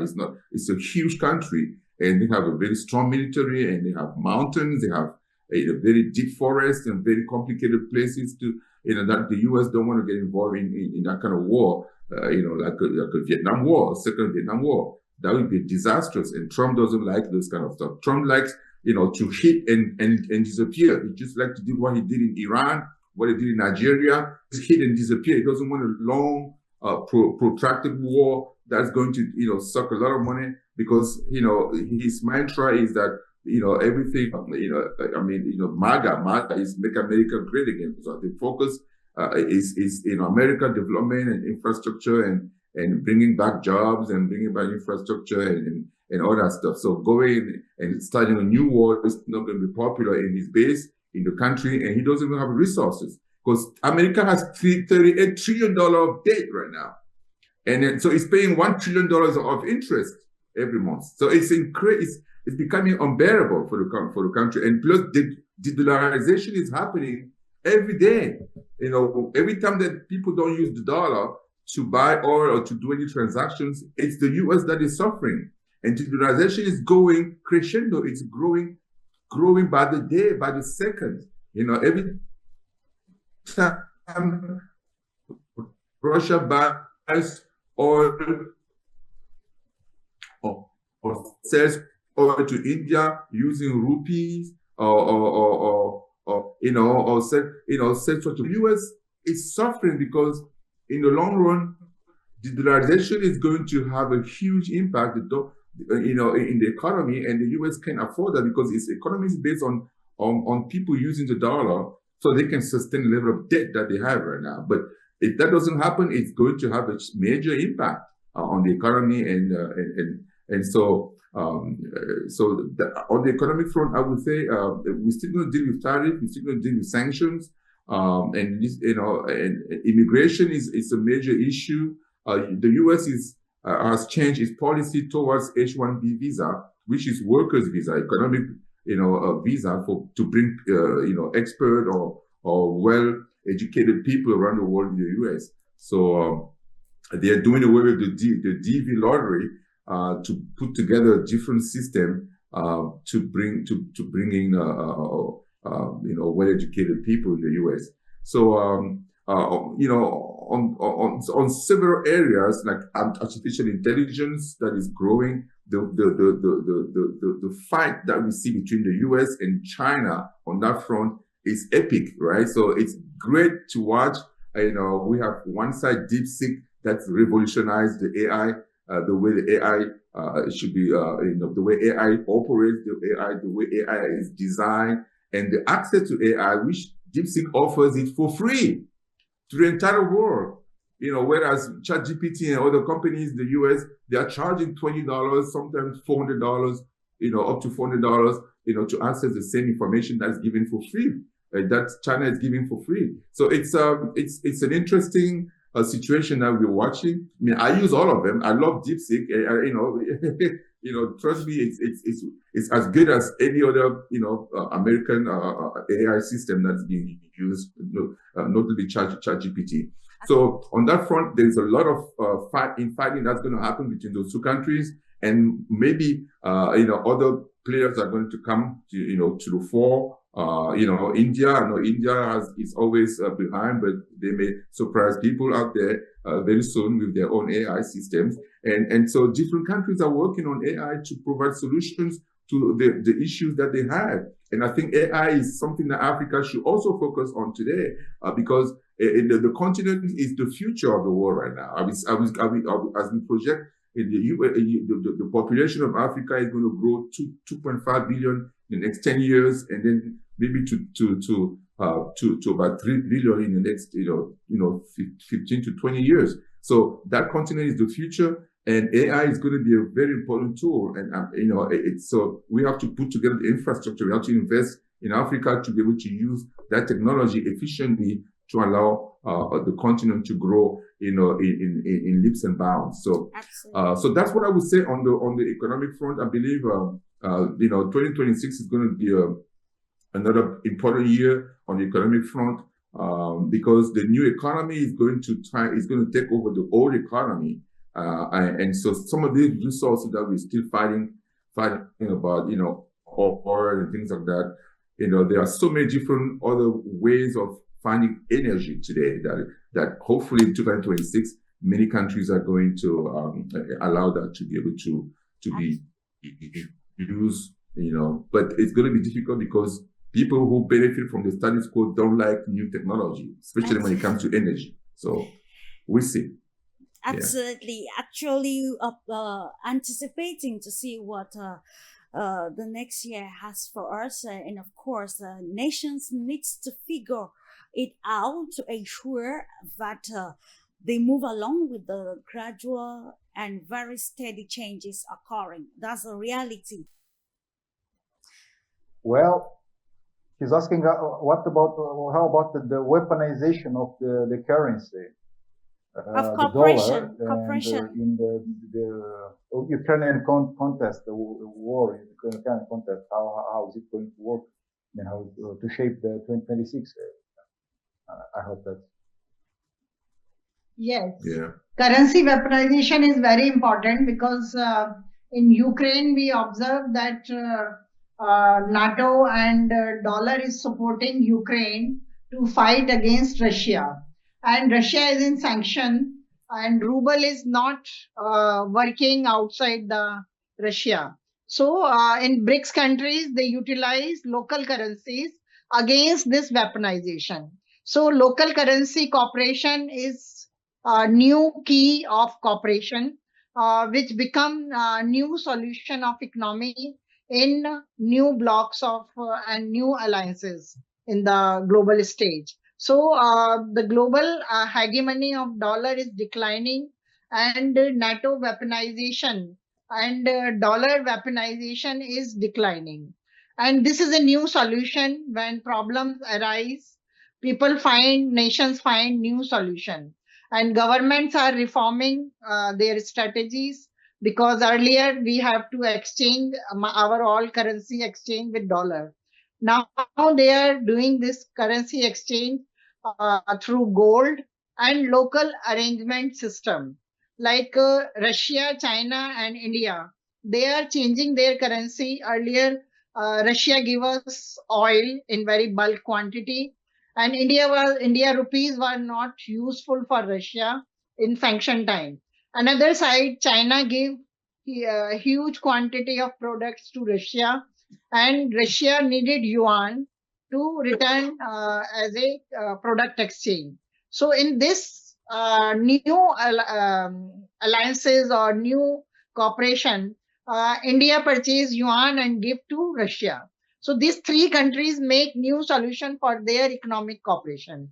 So this is new currency weaponization, we can say, and new solutions are arising, and BRICS countries are doing very efficiently their new trade routes, and Dubai port is also very important, and Dubai port is creating new trade routes and new instrument for the export and import in new global South bloc.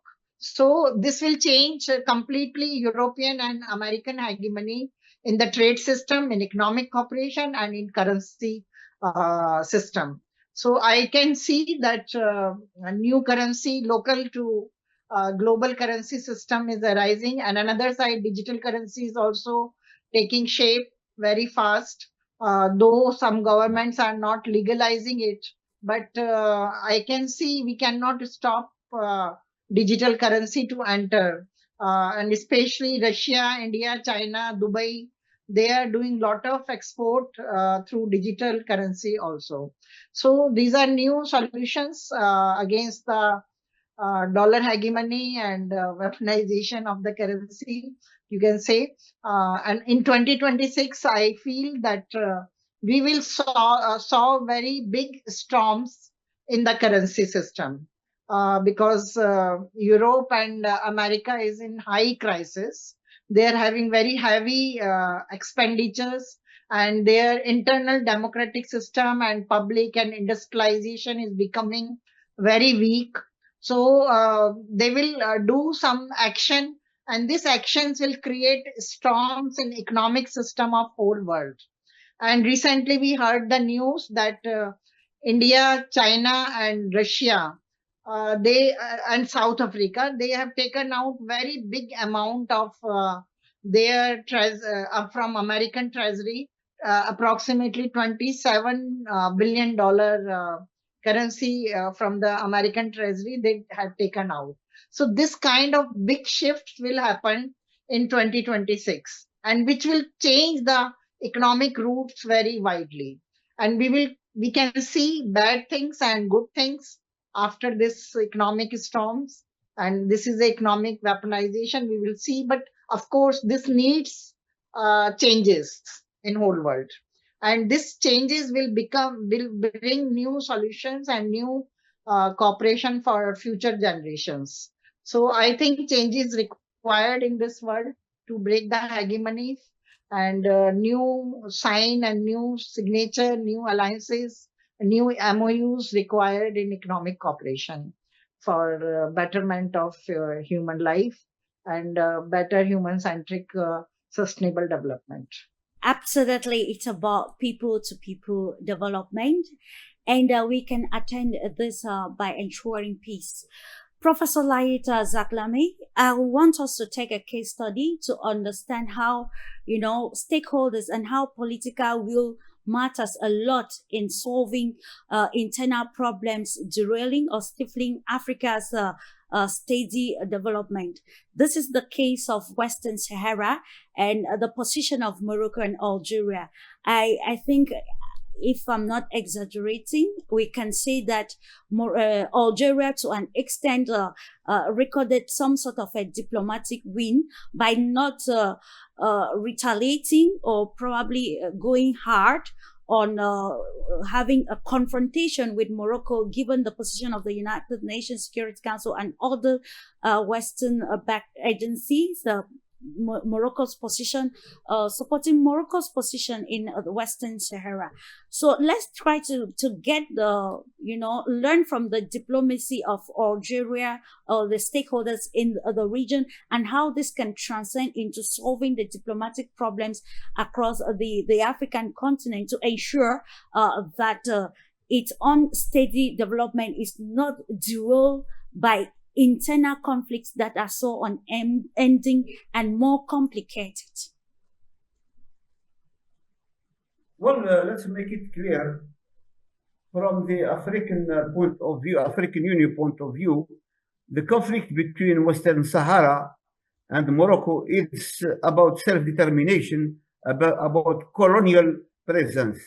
Needless to repeat again that before the Moroccan get occupied Western Sahara, it was Spanish colonization.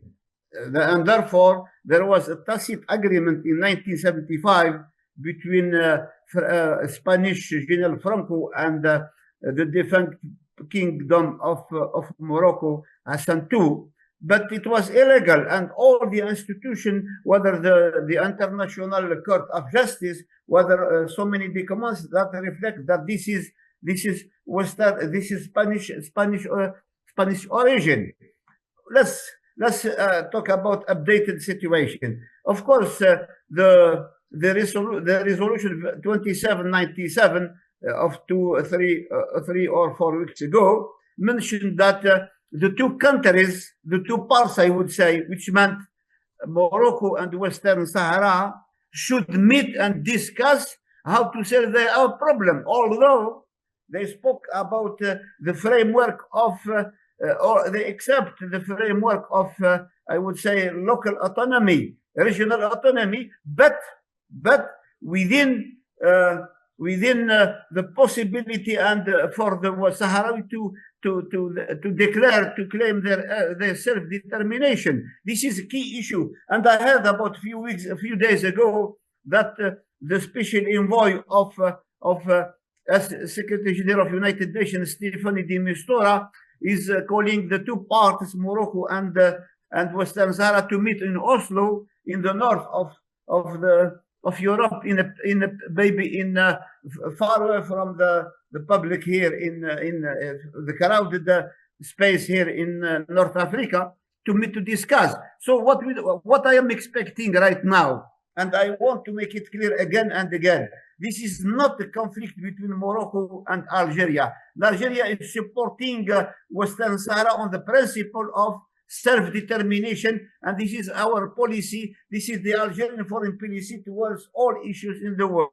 No intervention in internal affairs of countries, supporting the noble cause of independence and self-determination. That's the principle, and that's the value of our foreign policy. So that we have nothing to do. Now, what happened? The argument now, you know very well that that Donald Trump 2, 3, 4 years ago, when he was signing this Abraham contract, Abraham Accord, they made some kind of blackmail. They asked Morocco to be part of, I would say, to get a diplomatic relation with Israel, against recognizing the Moroccanity of Sahara. This is the deal. That's the deal. What happened? And we have seen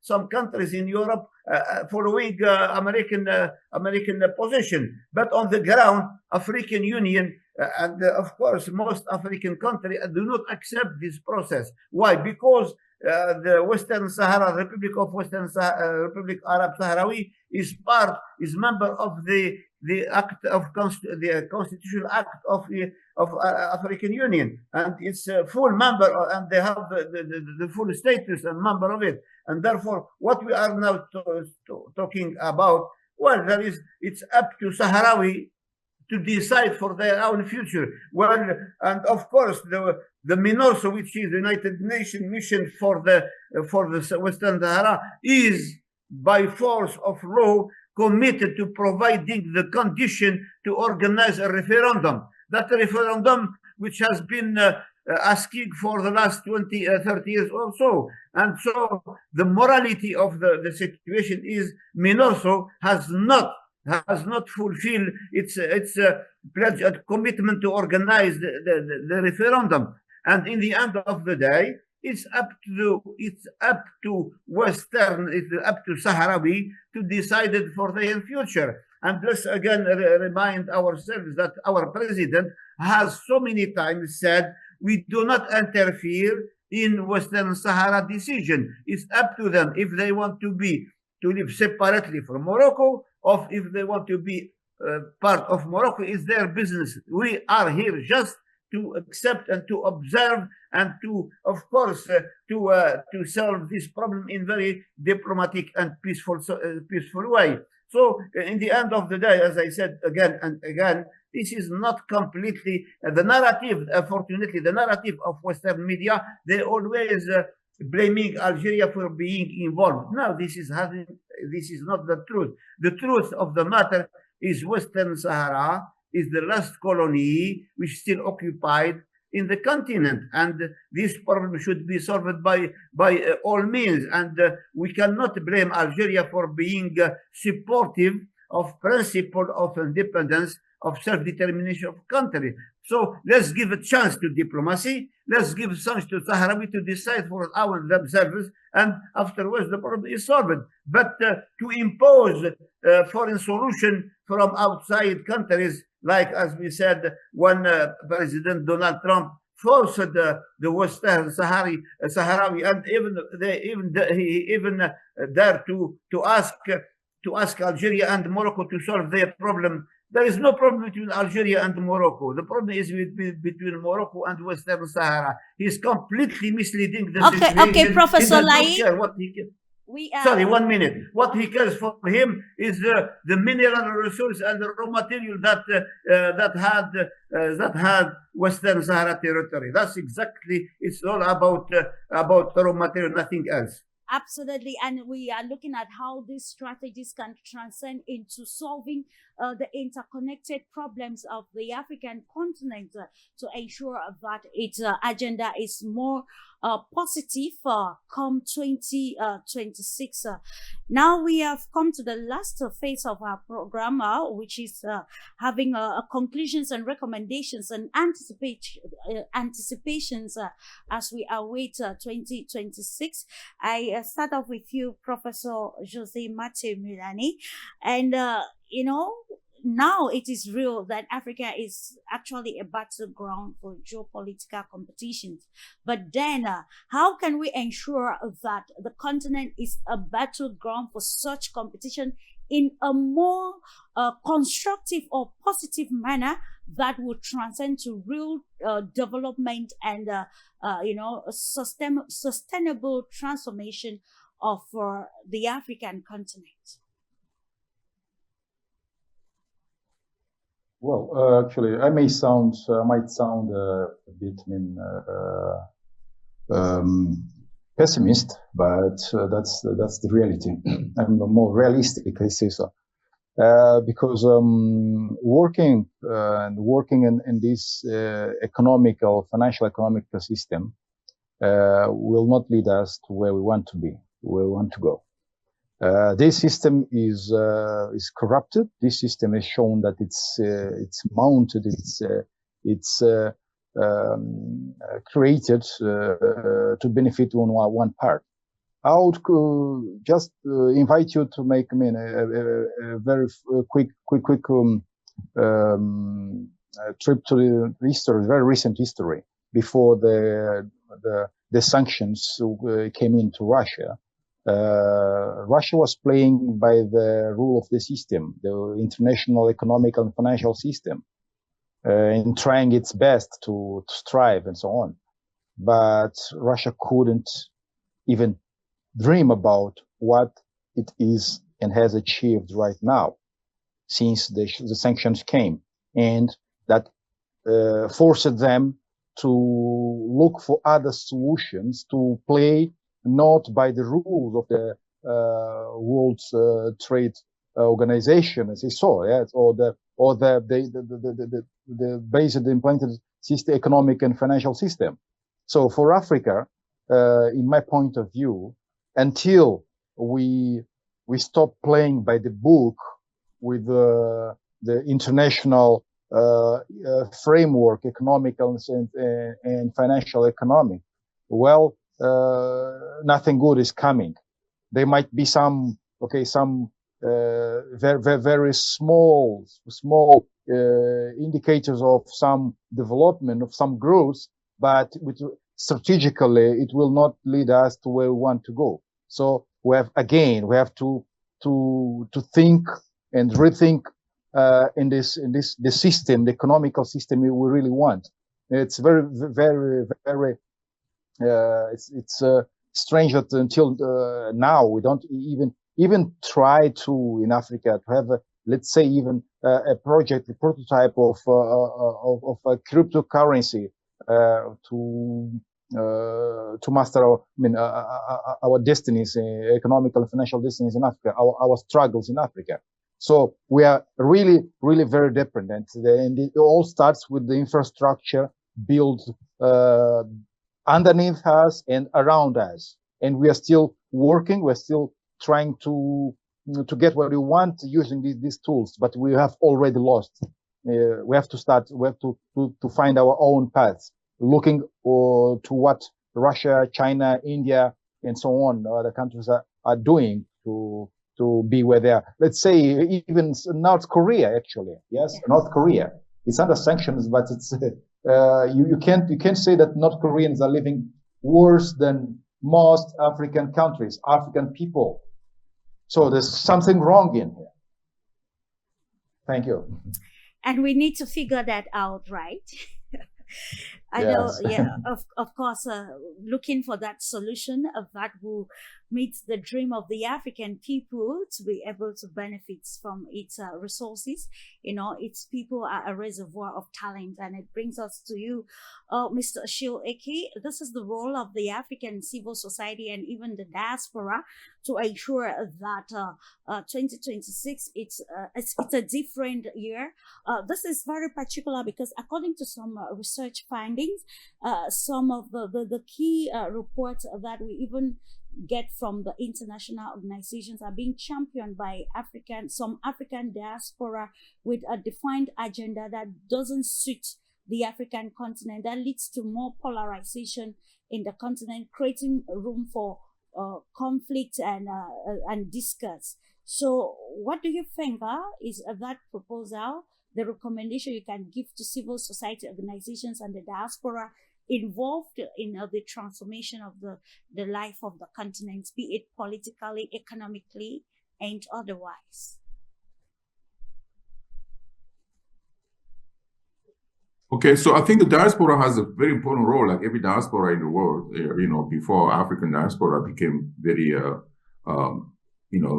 important in the past 20, 25 years. You know, the diaspora has a role to play, and it's up to our government to be able to use the diaspora effectively. Because what we see is that, you know, people in diaspora, they have the means, they have the wealth, they have the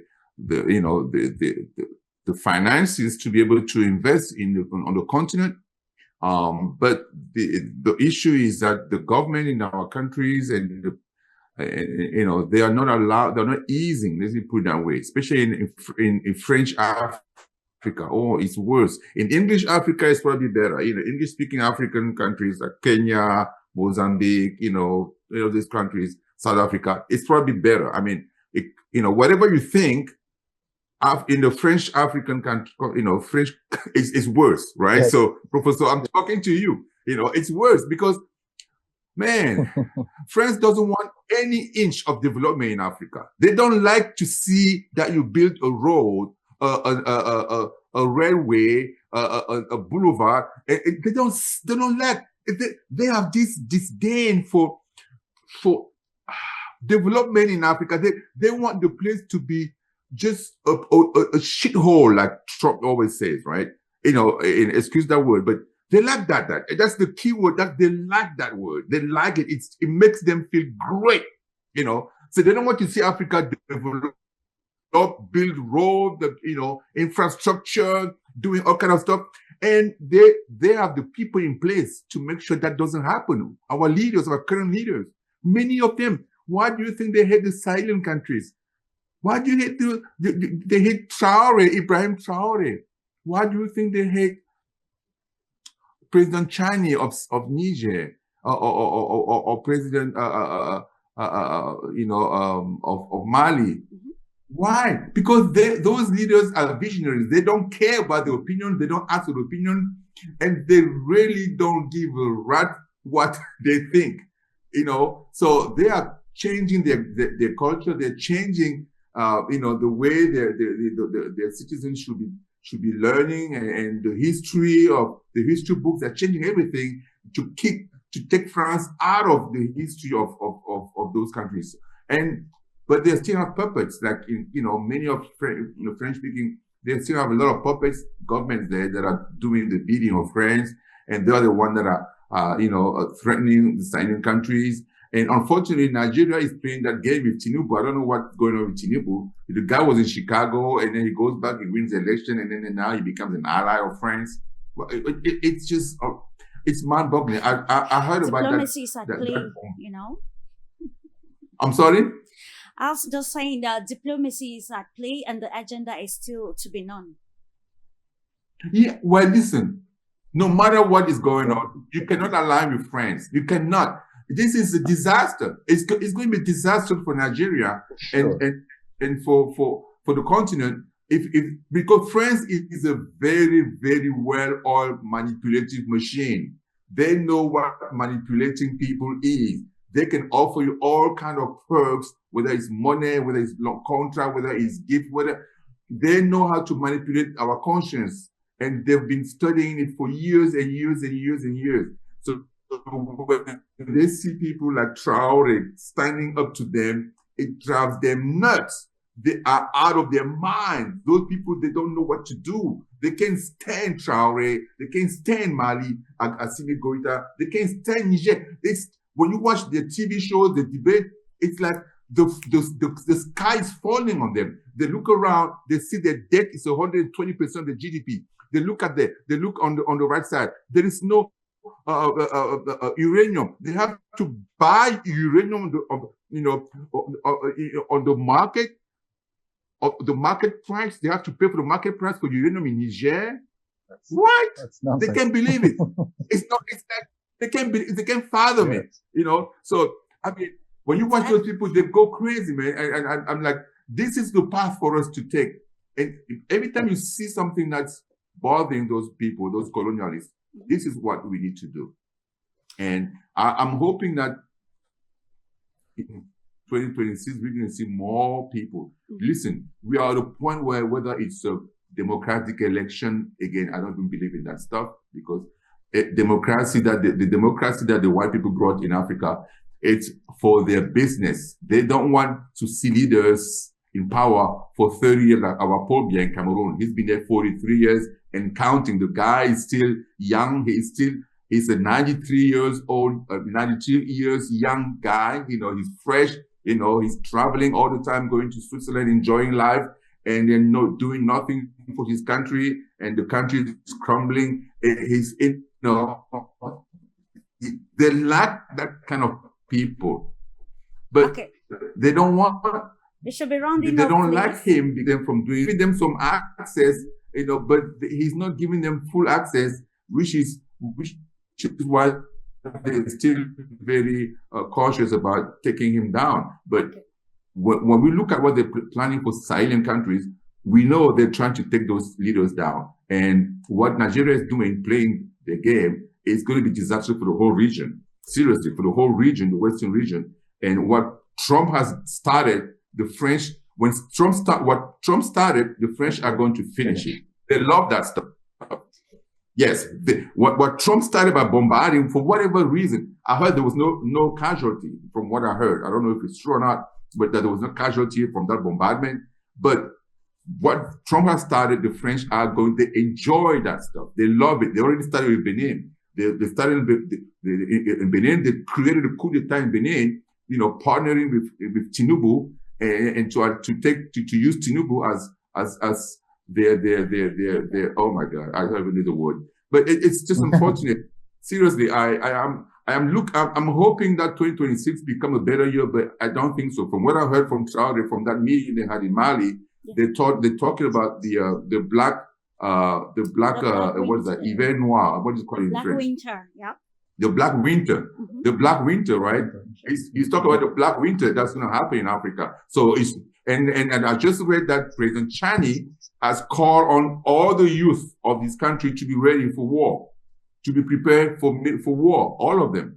So he's calling for the whole youth of this country to be ready for war. And they are preparing for long protracted war, because France is working in Benin, in Ivory Coast, where they have their bases, planning steadily, consistently, trying to penetrate those countries and creating havoc. But hopefully they're going to figure that out, and it's not going to happen. So, Absolutely. what can I say? You know, 2026, hopefully we're going to have a better year. Hopefully, we're going to have a better year. But when it comes to the continent, I don't see anything, shining yet at this point. We'll continue we'll to see. champion such conversations to 5.5. continue, of course, to widen the horizon and let people understand what is at stake so that there is room for preparedness of our nations towards the new realities of the world. And of course, I said sometimes this retaliation will come in a way of soft power dynamics and mix at times with hard power, like what we're seeing in 2025. So what are those preparedness mechanisms you think can be put in place to mitigate the adverse effects of such retaliation or negative competition on global cooperation? Actually, soft power cooperation is rising in trade, and cooperation is rising through artificial intelligence and digital solutions between global South countries. So this is new trend, new alliances, and new cooperation in this block is observed. Because previous all soft power and hard power alliances was deal with from the America, World Bank, IMF, and United Nations authorities. Now new alliances and new democratic institutions are rising, and these new democratic institutions rising with new values against the new colonialism. So we observe that soft power of the global South BRICS bloc is depending on their future generation and on the basis of scientific cooperation for mutual respect and sovereignty of our countries. So this I can observe, and I can say that in 2026 we will see more cooperation in global South and in BRICS countries. Very important. It's about cooperation, collaboration, and that will benefit every mankind. We end with you briefly, Professor Laid, the key messages or recommendations as we prepare to enter the new year with a new impetus.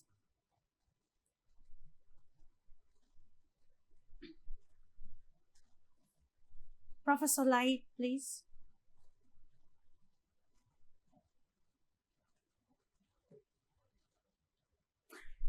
I think we lost. He's muted. He's muted. Professor Laid, please. Can you unmute I'm your so mic? sorry. I'm so sorry. Okay. Yes, let's make it clear. Yeah. Okay, I am fundamentally optimistic for the future of my continent. Why? Because I observe that the system inherited, the international system and order inherited from the Second World War II is completely ending. Why? Because we have seen for the last 10 years or so many injustice, war, conflict ignited by the Western countries. So I look forward that the African has to rely on themselves. African countries through African Union, they have to rely on themselves. They have to get united, and of course they have to get one front, and then they can impose their rules on the international affairs. Today, I'm quite convinced that a new international order is being shaped by Russia as well as China. And I think those two countries, of course, without forgetting Mrs. Purnima country, India, are doing very well to erect as a new pillar of the new system based on fairness, on social justice, on mutual cooperation, on reciprocal partnership. I think we have learned from the history that Western countries, their values, their principles are not helping our expectation, and therefore we need to get into some strategic cooperation with India, with China, with Russia for a multilateralism, a multipolarity in the next year to come. That's exactly how I see the world. We don't expect anything from Western countries. The example is Algeria and France. France came to Algeria and occupied Algeria for 132 years. They loot everything, they took everything, and they don't even want now dare to recognize that they committed the crimes against humanity. They even don't want, they have used our Sahara for nuclear explosion, and they don't recognize that. This is the reality we are facing with the Western countries. Thank you very much. Thank you. Of course, the reality is there, and we can note that change, of course, they say is constant, and it is already happening.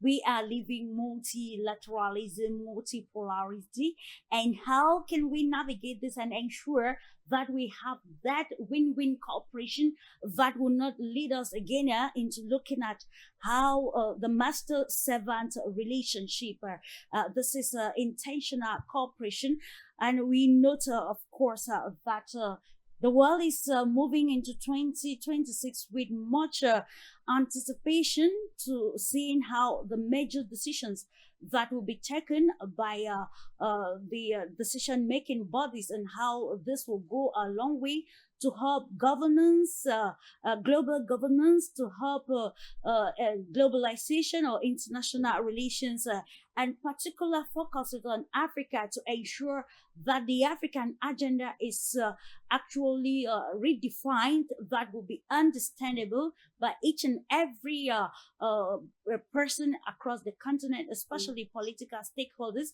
to ensure that the blessing of multilateralism does not actually bring instead fragmentation across the African continent, to ensure that there is to an extent a political unity that will foster the agenda of the continent to benefit again from the new alignments or new alliances, as was highlighted during this panel discussion. And it is on that note, ladies and gentlemen, that we draw the curtains into today's edition of the program that ends the session for 2025, while hoping and anticipating to having more and more engaging platforms or discussions in 2026 that will continue to widen the horizon and, of course, make us into making or taking better decisions for mankind. Thank you so much, and Happy New Year to you all in advance.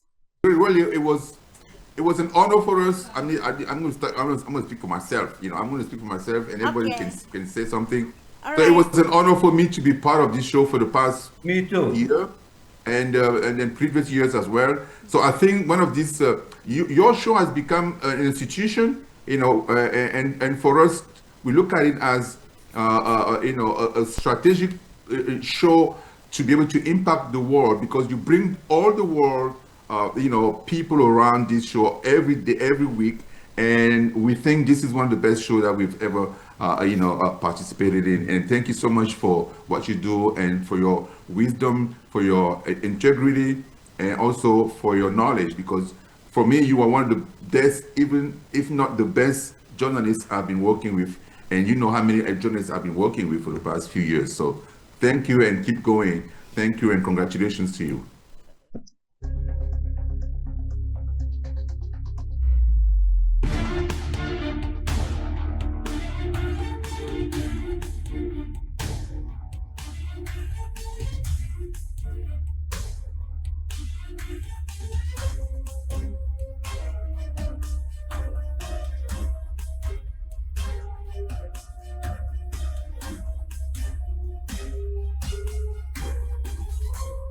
This program was brought to you by Globos.